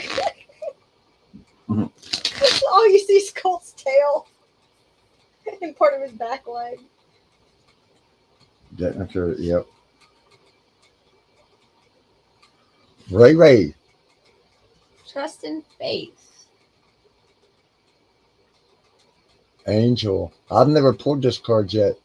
Even when I got the deck out and started looking through the cards, I really didn't have enough time. I only got through like 15 of them. The question that you asked That's pretty. That you're asking today is connected to the level of trust and faith that you have. These 2 qualities affect the amount of fulfillment, peace, and joy you experience. If you find that you don't trust yourself, others, or even life itself, the reason may be rooted in prior lifetimes. This card may also indicate a past lifetime where you were betrayed by a specific person who is in your current life. This is also true with respect to the amount of faith you have in the universe or God. Look at the other cards that you drew surrounding this one for clues of which lives you have shared. You drew this card as a sign to have faith and trust that your prayers have been heard and are being answered. While it's true that you learn from your past, it's also important to live in the moment without clouding it with the past pain. And if your faith and trust issues are directed at certain individuals, listen to these feelings as they may be red flag warnings to heed. You can forgive someone for past lifetimes and also follow your inner guidance to avoid him or her if it is a warning to distrust this person. Okay, I had feelings like that, like a lot. That's interesting. Oh my God! Why didn't I just? Oh my God! Why didn't I just read? Yeah, right back. Because I just stepped out of my bedroom, and my security cams picked up an orb. I'll post it in Sarah's Discord, and I was sitting there typing. Oh my God! You're a goofball. I'm watching it now. But yeah, I have feelings. I'm watching it now. Time. It's. I don't know. I just get a feeling that tells me to avoid people. It's in Sarah's Discord. Hold on, right now. Now, okay, now look. You said the share button. Yeah, right here. Well, you had the mouse. Oh, whoops. Now, how do we get to Sarah's Discord? Share screen. Don't show these tips again. Share screen. Share system audio. Oh, right on. She does not do everything. Chrome tab. StreamYard. Oh, it's not lit up. Nope, because it's in the other one. Oh. So. Well, I could do the S4 thing and just put it up to the camera. Share. I got him. Hang on. Go here. All right. Oh, Inception here. Woo, woo. Nice. Oh, wait. Do we not have it up over here either? Do we have... Okay, we're getting there. So I had to figure out how and it was on your Discord? No, that's me only. That's not... It's in IDK stuff Discord, or part of in my Discord there. The IDK stuff where I keep this one? It says IDK stuff in my Discord. I don't know. That's the one he just now dropped. Yeah. Today. Yep, this is it. Yeah, okay. that's it. Mm-hmm. So now what I do? Download. Hit play. We're not. This is on his site. We got to take and drag it over to ours. They can see. Look at the. This is great. Wait, what the world? Why is it black? No, see, that's only going to show it here. We have to get to. This is on my Okay, screen. go ahead and download it then. Download. Mm-hmm. Oh, hi. I have so much fun. Bear with me. No worries. We need to put this in our. Okay, give me the mouse. No, you're going to tell me how to do it. Pull up the thingamajigger.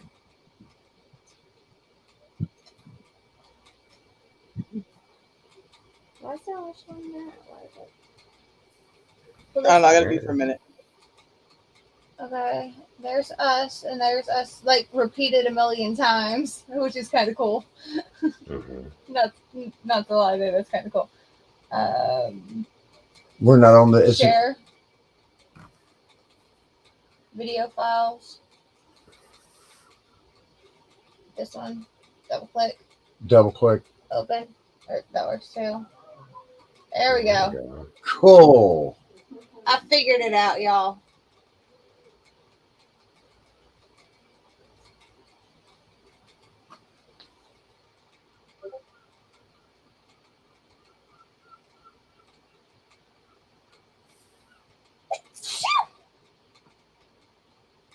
Sorry.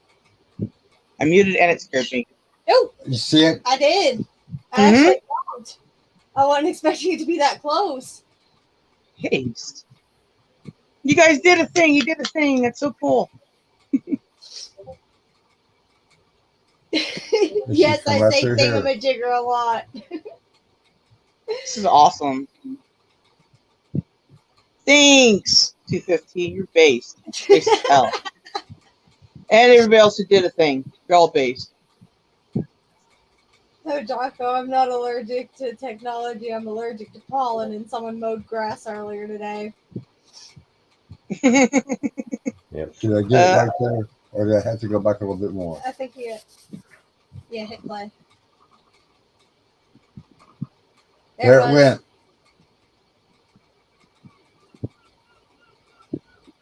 It's going to be right through here. They can't see the mouse pad, but I can see the streak.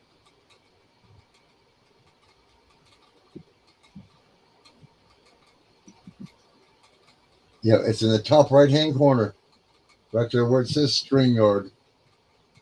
That was cool. That's awesome. And you just walked out of the room. Well, that's like us. We'll be walking to the graveyard snapping pictures, and then we check the picture. Nothing be on it. Walk a little bit more, snap a picture. Nothing be on it. Yeah. Turn the camera backwards. We would raise the camera up to snap what was behind us. Mainly me. Yeah. We got some pretty good pictures. All of our pictures are backwards. When you see our pictures of the orbs, it's going to be with our back facing them. They're not in front of us, they're behind us. There's one where I'm standing next to a sign, and something had actually grabbed my foot, like literally grabbed my ankle, and I made him take a picture before it moved. And you could see the orb sitting on my ankle. Wow. I just would say, what did it feel like? You just said it felt like somebody grabbed you. All right, I'm caught up now. It literally felt like something was grabbing and pinching, and all my skin was just tightening up right where it was at. Okay, moth just attacked me. I almost ate it. Stupid moth is now in my cleavage. Sorry, it's a birdseed moth, guys. Don't freak out. Yep. No, I'm allergic to dust too. But don't come to my house. My birds are dusty. Okay, cockatoos are very dusty birds. Pickles is always congested because of them. Poor thing. Yeah, that's another reason why I'm sneezing. Where I cleaned yesterday, my room was dusty. You don't want to see mine. I need to that was only just one tiny spot that I even bothered dusting. Like the rest of it's really dusty.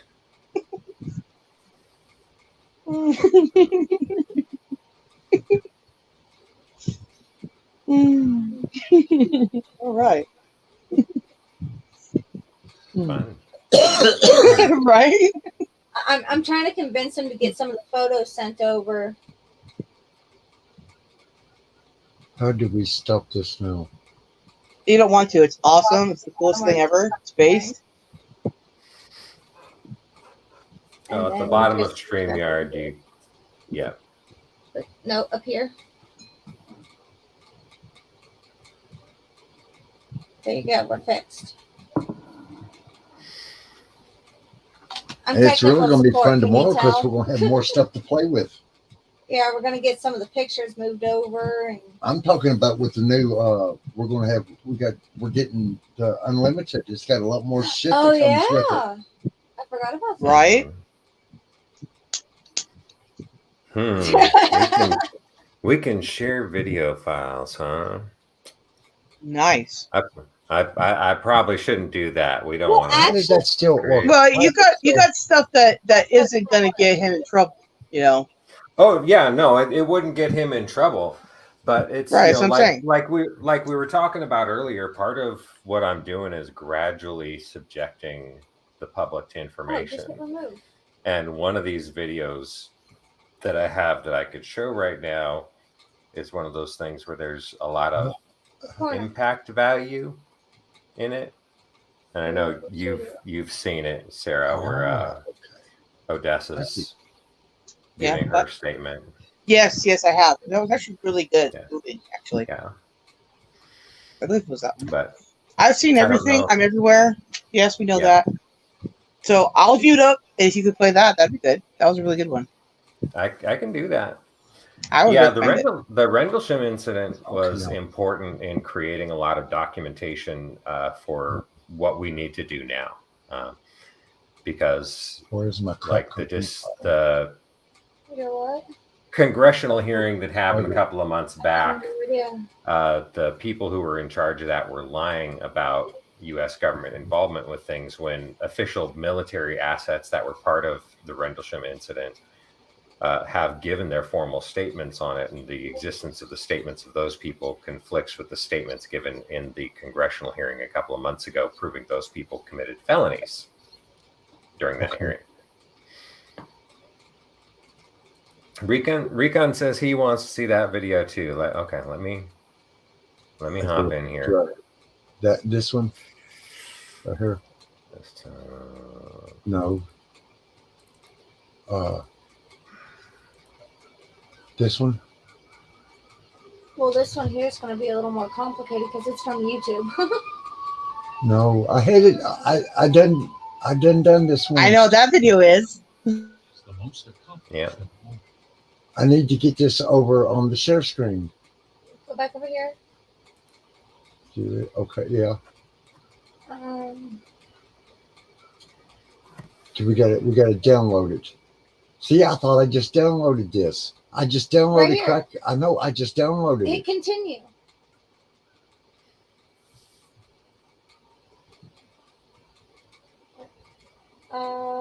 Is it this one?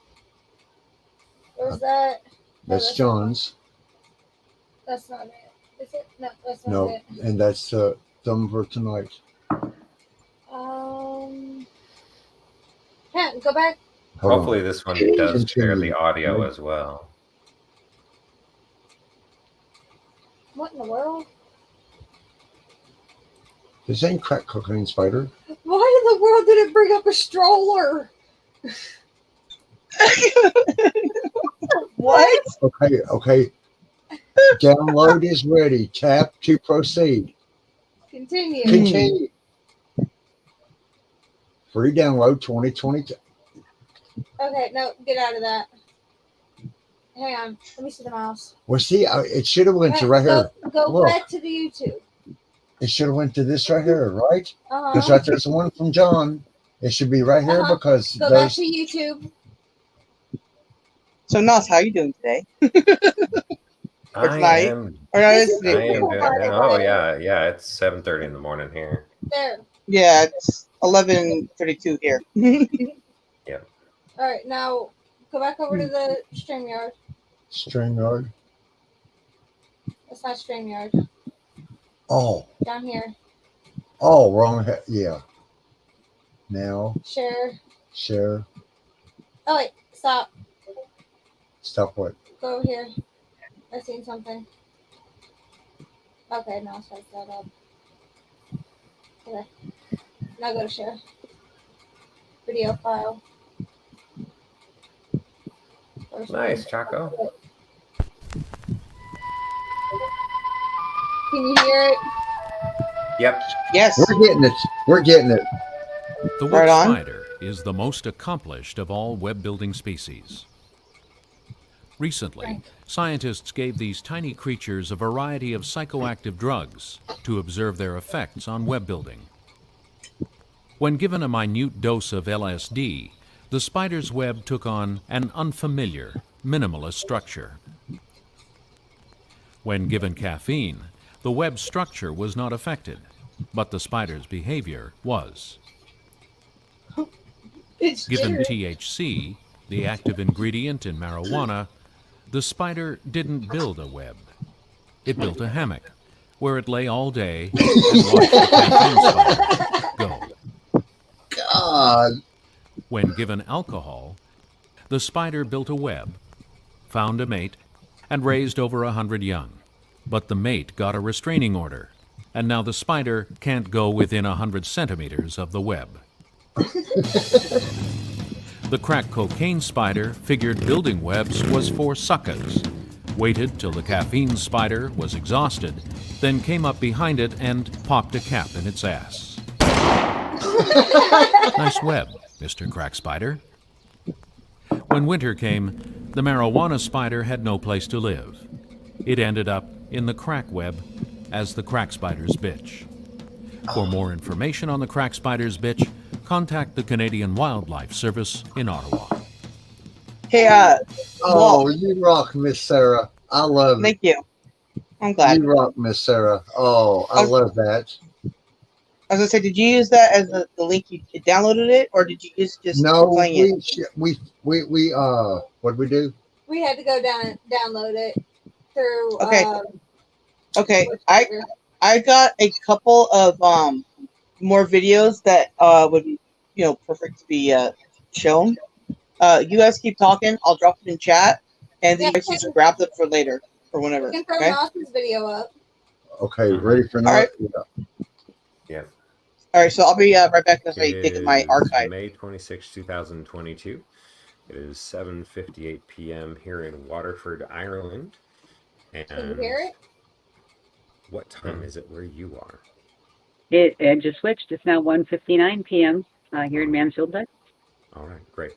So we've got our date and time and your location, Mansfield, Texas. And your name. Introduction, Odessa Bennett. All right, and I am Nas Zara Haleheim.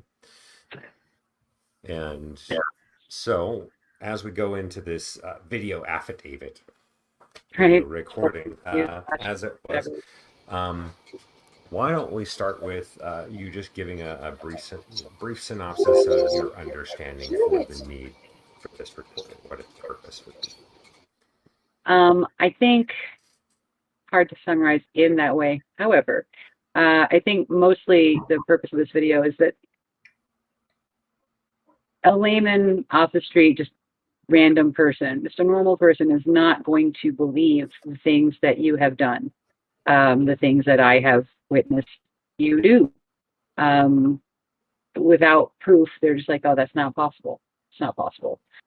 People aren't capable of that. So this is just basically me giving a statement of no, with my own eyes, and I will only attest to things that I was present for.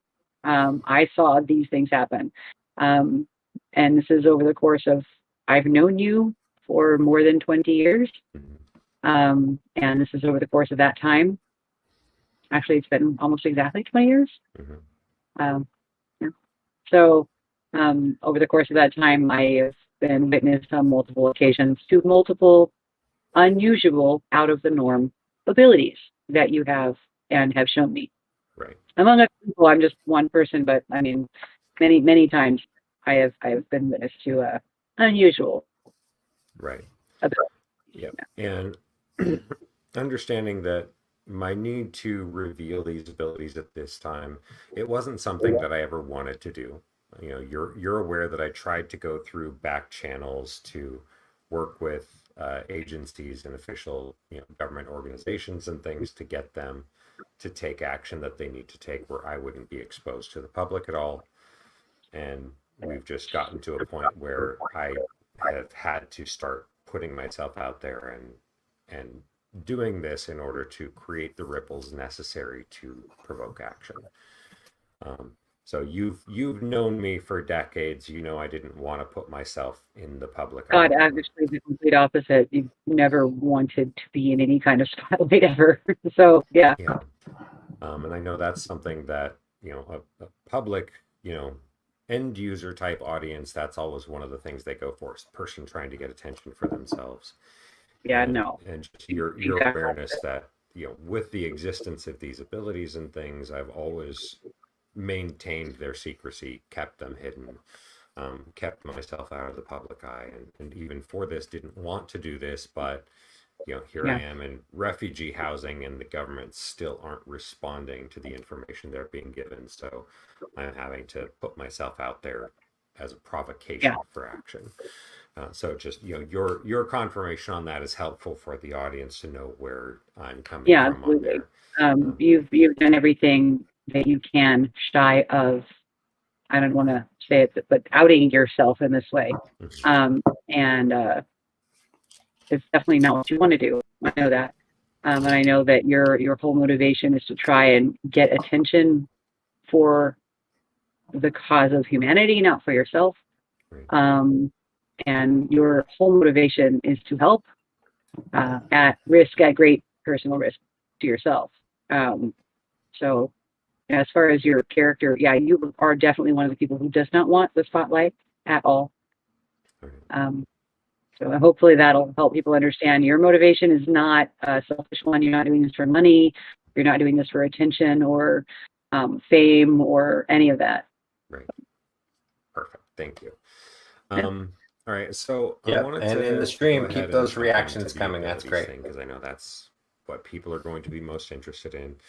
And I'm just giving a brief summary of some related stuff because people that don't know who I am and the mission and things like that, so that they can understand what's going on, is that back in 1991, my abilities became noticed by some corrupt law enforcement agencies that are part of a shadow organization that exists to hunt down and terminate people with abilities. And in the process of them deciding to assassinate me, they created an evidentiary trail showing that they exist, but also showing evidence of my abilities that would become part of permanent legal records. Right, which is all available in other documentation. Which really needs to be all included in this video. Exactly, because we have the whole documentary archive and it exists in official places as well. And just the process of everything that's been done leading up to where we are now is that I'm at the stage where I need to expose the people that are doing this around the world. I need to expose the shadow organization and get governments to take action. But for the first step of that, they have to be willing to look at the evidence that's been created, and they're not going to do that unless they get more confirmation of the things that are going on, right? It's like the information's in the evidence already. If they would just look at it, they know what they're looking for. But the problem is they don't think that what they're looking for is even possible, so they're not looking for it. Right, because I'm just being the open, straightforward, stating things the way they are that are something they can't inherently just accept. So they don't take the step of looking to verify what I've said. So going into this, so let's talk about some of the abilities that you've experienced and witnessed with regard to me. So let's start with a discussion on the cherry tree. All right. We were living in Shoreline, Washington. I don't need to give the actual address. I don't think that matters. But we moved into a rental house. We called it, the Shoreline House. It was a big house. It had lots of rooms. We had lots of people all sharing and making expenses doable. Our landlord told us maybe a month or so after we moved in, that they had just had an arborist come. There was a cherry tree in the front yard, beautiful, big cherry tree, old, big tree. And the arborist said it was completely dead, and that, in a couple months they were going to have to come in and cut it down and pull it out, the root system, all of it. And I said, "Are you sure?" She said, "Yeah, we actually had 2 arborists come because we really like that tree. It's completely dead. It has to be taken out." I believe that was, somewhere around the new moon, actually, that we got that information. And you're like, "Oh, we could heal the tree." I'm like, "That's a good idea. Let's heal the tree. That sounds great." So you, me, Mika, decided that we would put our energy into you, heal the tree. So literally, like, tree hugging in the middle of the night out in the front yard. It happened. It's a real thing. I think it was about a month or maybe 2 months later, when the tree service people came, the arborist came with whatever, they were like, "This tree is not dead. It was actually in bloom, and it was late fall, early winter, and the tree had sprouted leaves and actual blossoms." Yeah, it was blooming in winter. That was the thing that really threw them. Well, I swear it was dead when I was here a couple of months ago. Anyway, long story short, they did not cut down the tree. The tree was saved and proceeded to not know what time of year it was for a couple of years. Yeah, it took a while to adapt to that. It eventually started blooming in the spring, as it should, instead of in the fall. Took a minute. Right. Yeah. So yeah, no, the tree, it was saved for as long as we lived there. Right. Yeah.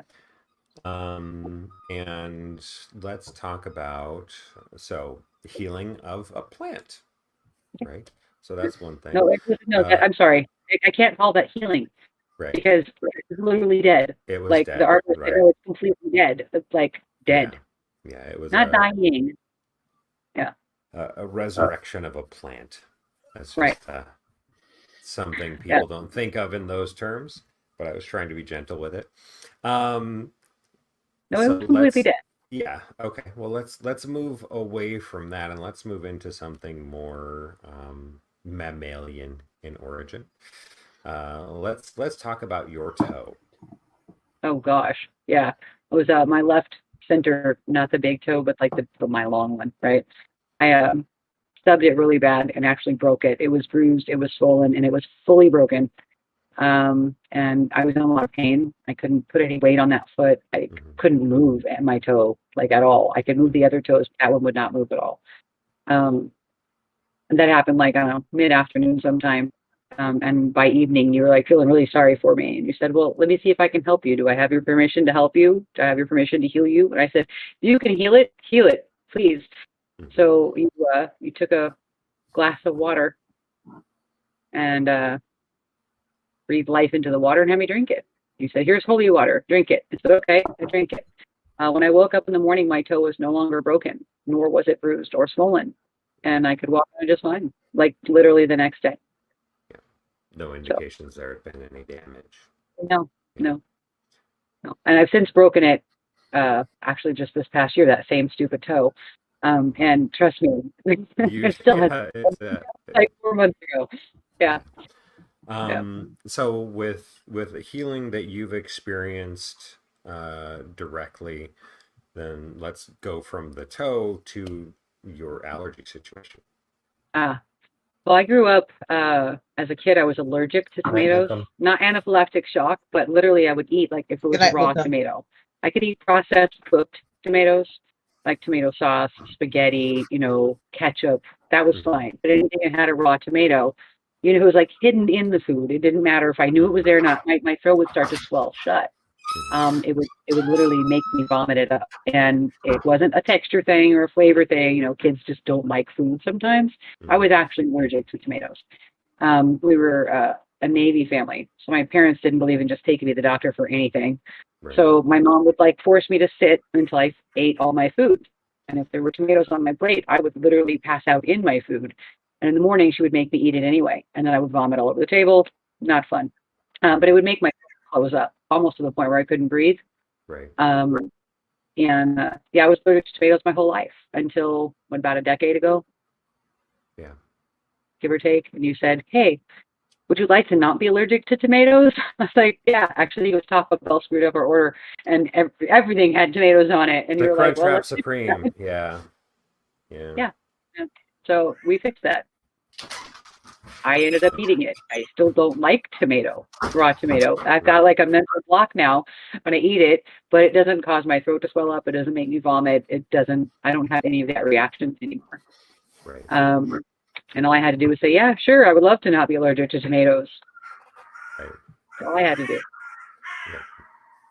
Yeah, you got the easy part in that one. I know, right? Okay, so going from your personal stuff, let's talk about my preferred methods of healing, which is on animals. You absolutely love animals. All animals, all the way from insects to, I mean, it doesn't matter, animals.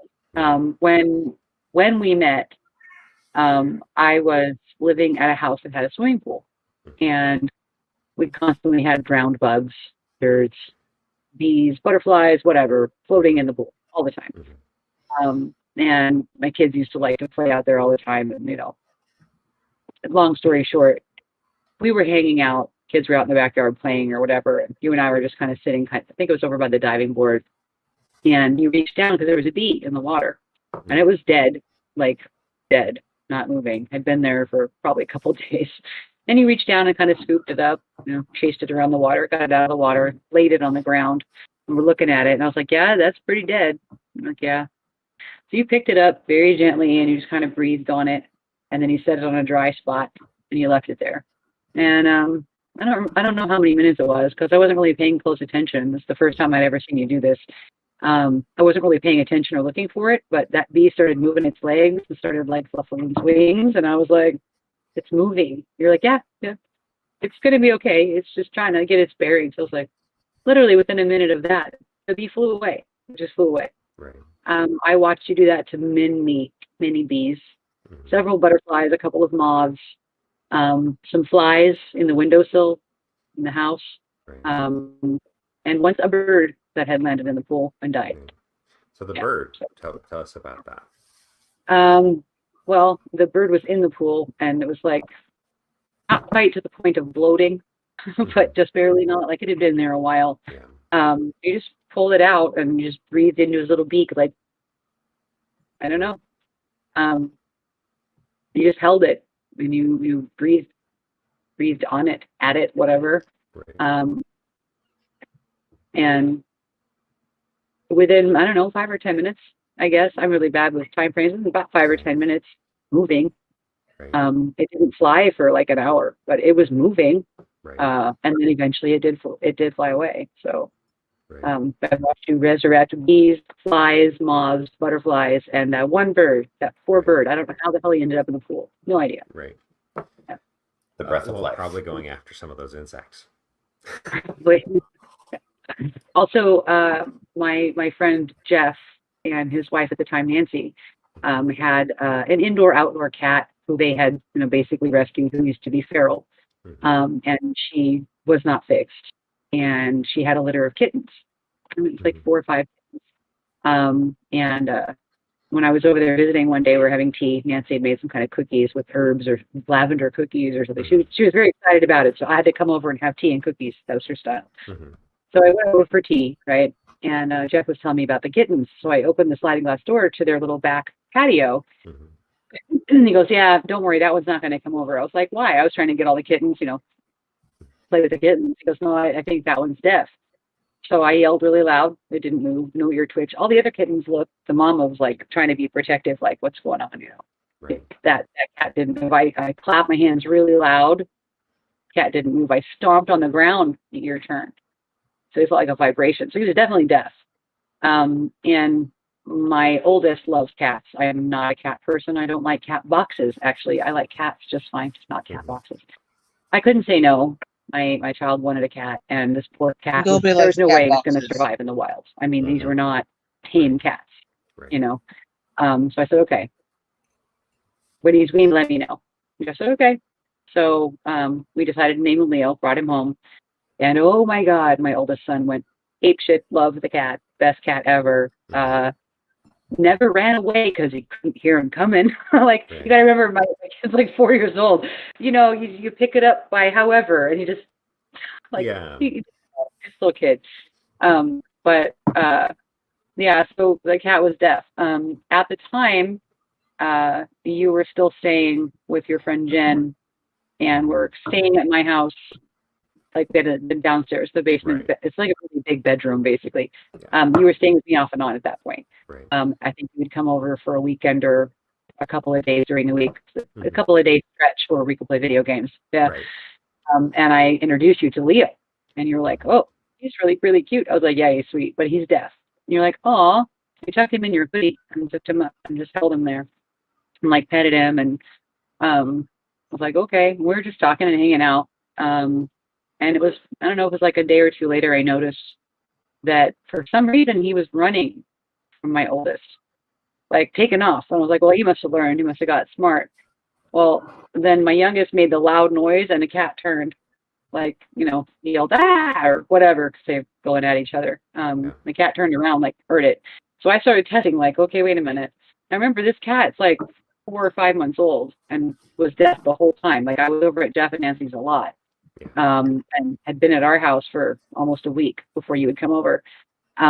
Definitely completely deaf, like, I mean, no question. And I started testing when the cat was not looking at me, you know, sorry about the loud noise. And he'd like perk up and look around like, what the hell was that? This horse trading thing was definitely new. Everything startled him for a couple of months, but he eventually got used to it. And, it takes them a while to adapt when they first learn to hear, because every sound is disruptive, and it's he was very easily startleable for a couple months. Also, when it comes to pets, again, my oldest at the time I believe was about 7, 8, maybe 7 and a half, 8 years old. And there, it was the apartment next to the cemetery in Renton, and he had 2 hamsters, and I don't know, we got them from a pet store, whatever. So he had 2 hamsters, and they were doing great for like 6 or 8 months, and then we started noticing they had each of them slightly off center had like this, you know, tumor basically on their chest. And I was like, there's no way, I can't afford it, you know, basically a single mom. There's no way I can afford to take them like to a vet. They're hamsters. They're like $5. I'm sorry. I don't mean to be rude, but they're like $5 a piece, and this is for a little kid. I'm not taking these hamsters to the vet, but that's not a good sign. So I did a little bit of online research. Yeah, hamsters get tumors, and they'll probably eat them off of each other and all this gross stuff. And I was like, oh, I can't deal with that. So I told you, I was like, hey, you know, the hamsters have tumors. They got cancer. They're not going to last. You're like, well, can I try? I was like, yeah, if you can heal them, heal them. Take care of it. And you spent time with them, you know, as they would let you pick them up. Not for long, because they would get a little snippy, but you spent time with them off and on for a couple of days. And within, I don't know, probably 3, maybe 4 days, instead of a tumor, they had like this giant hole in their chest. It healed over very quickly, had fur and all that, and took time to fill in. Like eventually the hole filled in and was like flat like it's supposed to be, but they had, each of them had giant holes in their chests. And they lived for a while longer. I think honestly, they didn't die of cancer. I think they died of, you know, being cared for by a 7-year-old. Right. Right. I mean, you know, let's be honest. Regular food and water, no matter how many times you remind the child, may or may not actually happen. So so the tumors. Yeah, so we've got a pretty good grasp on the healing nature, you know, the healing abilities spectrum of things that I work with there. I want to go into something else which directly relates to the mission that I have here. And I didn't warn you ahead of time I was going to ask about this, because I want people to see you process the information on this. So one of the things that I talk about in my warnings to the government on relation to access to celestial information and how the earth is protected, I talk about a grid, a defense grid that produces gravitational anomalies. And you know what this makes me think of? You have to know. Yeah. So what I'm going to say here is, without specifying location and medium details, Right. Because we're trying to make sure that the way that the Earth handles the information doesn't result in destruction. Right. Right. So, have you seen the grid acting on material? I won't go into location like you asked. I will use, and this is yes, multiple times. First off, just to answer the question, yes, several times. One in particular, there was literally a line of energy going down the center of the house. It was off center, but along one of the walls of the house. I didn't stop with the house. I mean, it was in the upstairs, in the downstairs, and out in the yard, to the point where the line crossed the swimming pool in the backyard. And you could literally physically see a shelf of water. Like, I don't know if you can see this. Here's, and then there's water. And there's like a shelf. Like, literally, you could see it disjointed. It wasn't like a hair. Like, if you looked at it from a distance, it was like a really long, thick hair in the pool. But if you got it close, you could literally see the water was not at the same level. And there's no separator or divider in the middle of this stupid pool. It's just a swimming pool. Yeah, like the gravitational anomaly created a crease in the water. Yeah. And it wasn't perfectly straight either. It was kind of at a weird bend like this. It was very odd because you could see as like animal activity and whatever would pick up the line in the water would move a little bit, even though there's nothing right there. It's like neighboring property. And as far as seeing the grid act in the world, yeah, that is a really good example of that. Like, everyone saw it and was like, what's up with your pool? Right. Oh, you must have jets on. No, actually, all the pumps, all the jets, all the everything was completely turned off. Like, it wasn't even functional. I had unhooked everything because I had to clean out like all the diatomaceous and the pool filter and all that. It's completely unhooked. Right. It was still doing it. So at first I thought it was just, a circulation thing with the water pumps or whatever. No, it was just there all the time. Yeah. And when you would reach down to disturb the water where the crease was, what would happen? The crease is still there. You could just run your finger through it all you want, and it's still there. Yeah. Okay, so I want to go into some personality stuff because this is important. You being a person who knows me best and has known me the longest, so gonna shoot some questions at you here. Okay. So knowing me best, are my actions generally chosen to reflect a person whose motivations are to inflict suffering or prevent suffering? You used to want to be someone who could inflict suffering, but you used to want to be that person. You've never actually been that person. I've only ever seen you consciously try with everything that you are to prevent and or heal suffering. Right. Everyone find it. Yeah. Right. But you wanted the opposite of that. You wanted to be able to say, "Fuck all this shit. I don't want to care anymore." Like, it's exhausting. I get it, but and not being able to get out from under that. Yeah. And do I take pleasure in meting out justice against those who inflict suffering on others or abuse their power? Yeah. Would we say maybe that's the most satisfaction I can have in I would say your life purpose would be to mete out justice to those that cause suffering. Okay. Yeah, that's good. Yep, there we go.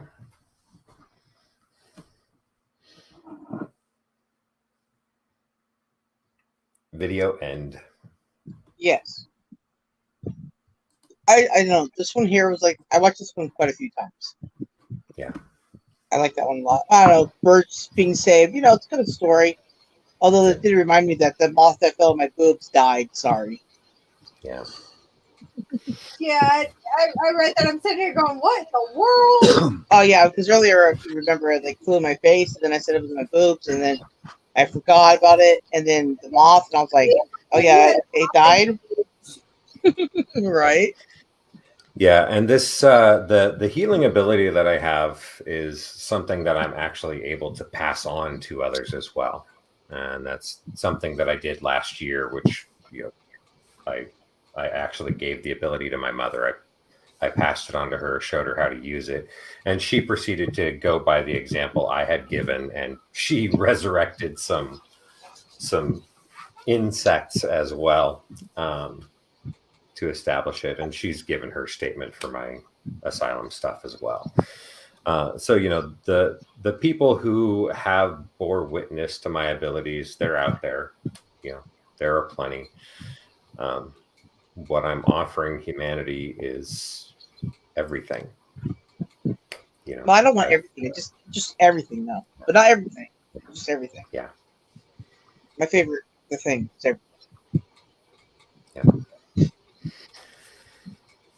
So in that time, it makes it more fun that I'm sitting in refugee housing, and it's like, oh yeah, well all of this evidence is it's like here. you go out and play and go swing or something. It's like, no, you can't do that kind of thing. That's not how it works. Anywho, I'll be right back. Or will I? Yeah, I'll be right back. Yeah. Well, it's been a nice night, Nos. Yeah. Going on 4 hours here. Yeah. You guys are going to need to get yourselves some sleep. Well, also, I need to. I'm actually getting ready to head that way. I was getting ready to say night. It's like 12:03. I still haven't been to bed. What's everybody's problem? I need to go to bed. I'm tired. Right? Yep. I have tears streaming down my face. I'm so tired. Yep. Oh. But you should probably go to sleep. All right. I'll see y'all tomorrow, probably. Yeah. Night, Bat. I am checking our time now. We're getting close to our 20 hours. And then tomorrow, we're going to buy some more. We're going to buy see, how did I check it last time? I have no idea. So let me get out of your way so you can do what you got to do. Oh, billing. There we go. Yep. I'm stuck. There we go. Hi, Luna. Yes, we're going to bed, baby. Come 14, on. 15, 16, 17. Come on, Luna Bug, so I don't hurt you. Put Mommy up so she can go to bed. Yeah. Well, guys, we're getting all wounded down here for the night. Yeah. It's been a good night. Almost 4 hours. Yeah. John's John's going to come on the show. We'll get him set up for next week on a comfortable day for him. Mm-hmm. Yep. I was thinking about doing a Sunday show on my channel with Jim, and then we could do one of those like hour-long ones. Because it's one of the things that I want to be like out of my room for. So I have to be outside for that because birds are loud and I want to hear all this stuff because I can't with the birds. So like I said, like we'll probably do that on a Sunday thing. He said, yeah, okay, we'll think about that. And then also not this Saturday, but the following Saturday or whatever, next week Saturday, okay? Probably Jim and I will go have a YouTube field trip. So look forward to maybe hopefully seeing some type of awesome because I am. Yeah. Good stuff. I'm going to try to get out one day and shoot some beautiful footage of Kentucky. Oh, well, we're not going that far. We're just going to Lake Elsinore. So yeah, I know. I was talking about on our end. You know what's one of the cool things about Lake Elsinore is at the lake area, right? Like there's hills up there, right? It's part of the not the Grapevine. That's so wrong. The other stupid highway thing.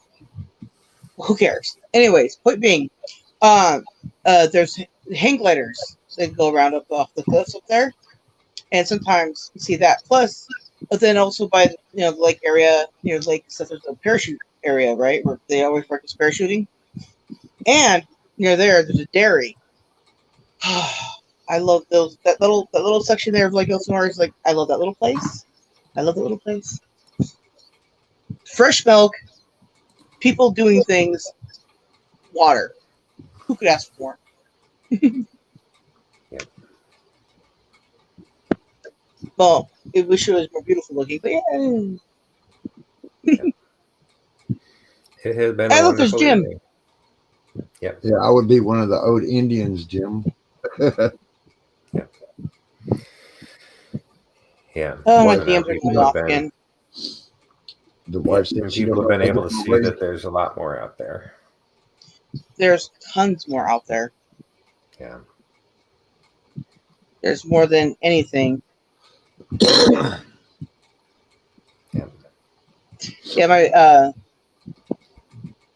My friend here from Brazil who lives in Turkey, right? Because nobody around me can read her name because we don't speak Turkey, okay, or Turkish or whatever, and they don't even call themselves Turkey, so I don't even know. So I have no idea how to even look up the translation for that because I forget it. Who cares? Anyways, point being, she got I found her on Twitter and we became friends because Brazil. Anyways, and then I helped her boost her channel up to get monetized because she was so close. And then she got punished. She's just told me now she lost her monetization, so she's got like a month to like reapply. And I'm like, you'll get it back. Yeah. And now she's in here. They keep everything. Yeah. Sarah, the one reason we're doing the $25 a month unlimited thing is for you to use it too. And line these shows up and get these shows laid out there. We're unlimited now, so we really have no barriers to hold us back. Thank you. I appreciate that. That actually means a lot. It really does. Yeah. Yeah, because you guarantee after you get your keys to the show during the week, I'm going to say, okay, I'm going to bed, Sarah. I'll sit here and listen. Yeah, and yeah, then like I could like, hey, I gotta leave my show. You can take over too. Yeah. and then when I get the 500 plus or whatever, well then the 24-hour thing is go. Won't that be fun, everyone? Yes. Oh hell yeah! I mean, 24 hours straight. Hopefully, if I can do it. I've done a lot of those. There's a lot of people that's got these 24. I know you have, Nos. And in fact, you're one of the few. You and a few other streamers that I've seen gave me the idea of it. So. Yeah. Yep.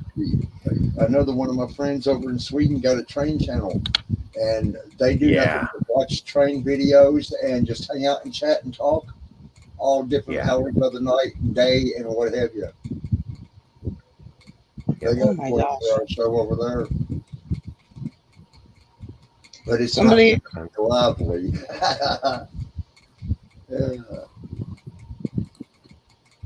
Somebody I have not talked to in years is just messaged me. What is this? Why is everybody messaging me all of a sudden? I'm just trying to do a live stream and then everybody's going to message me? I don't know. Okay, anyways. I'm back. Yeah. The person who just messaged me now is somebody from Temecula, and I don't remember who they are because I forgot. Anyways, point being, I haven't talked to them in years. But they just sent me a bird thing on Facebook, and I have to go watch it now. Well, not now. Well, there you go. Yeah, I know, but it's a TikTok thing. I hate watching TikTok things unless people are making fun of them because that's the only way to watch them. Sorry, S4, and anybody else uses it. You guys are weird. Well, I think we've had a pretty fun and productive evening. How about y'all? Yeah, I'm happy. I'm satisfied for now. Yeah.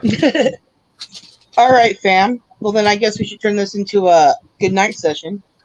So, Walt. Yeah. Okay, so let's set us out.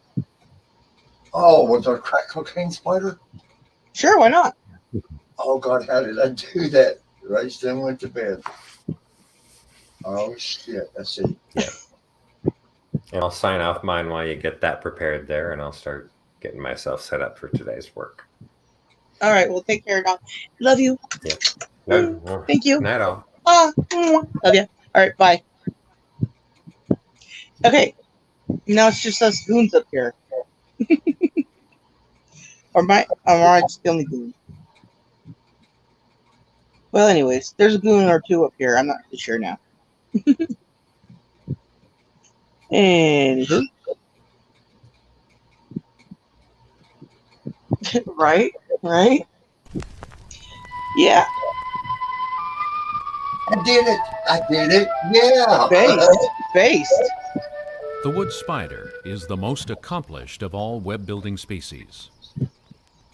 Recently, scientists gave these tiny creatures a variety of psychoactive drugs to observe their effects on web building. When given a minute dose of LSD, the spider's web took on an unfamiliar, minimalist structure. When given caffeine, the web structure was not affected, but the spider's behavior was. Given THC, the active ingredient in marijuana, the spider didn't build a web. It built a hammock, where it lay all day and watched the caffeine spider go. When given alcohol, the spider built a web, found a mate, and raised over 100 young. But the mate got a restraining order, and now the spider can't go within 100 centimeters of the web. The crack cocaine spider figured building webs was for suckers, waited till the caffeine spider was exhausted, then came up behind it and popped a cap in its ass. Nice web, Mr. Crack Spider. When winter came, the marijuana spider had no place to live. It ended up in the crack web as the crack spider's bitch. For more information on the crack spider's bitch, contact the Canadian Wildlife Service in Ottawa.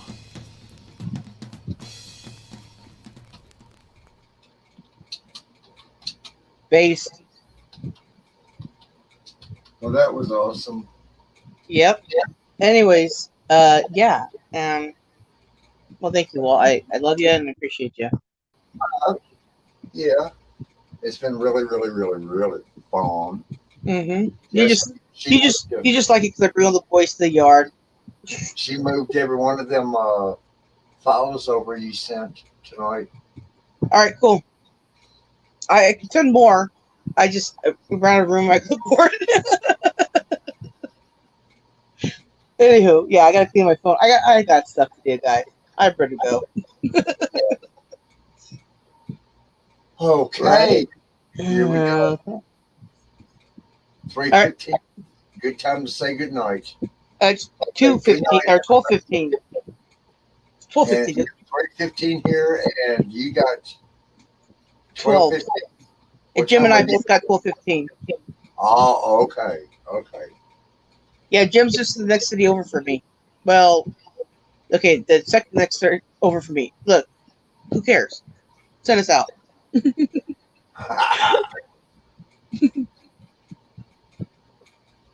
How did I just do that? I don't know what you did, but sure. Okay, here we go. Okay, good night, everybody. Jim, Sarah. Good night. The 5 people that's in chat. Yeah. We love you, fam. Okay, John, thank you so very much. Good night, everybody. Good night.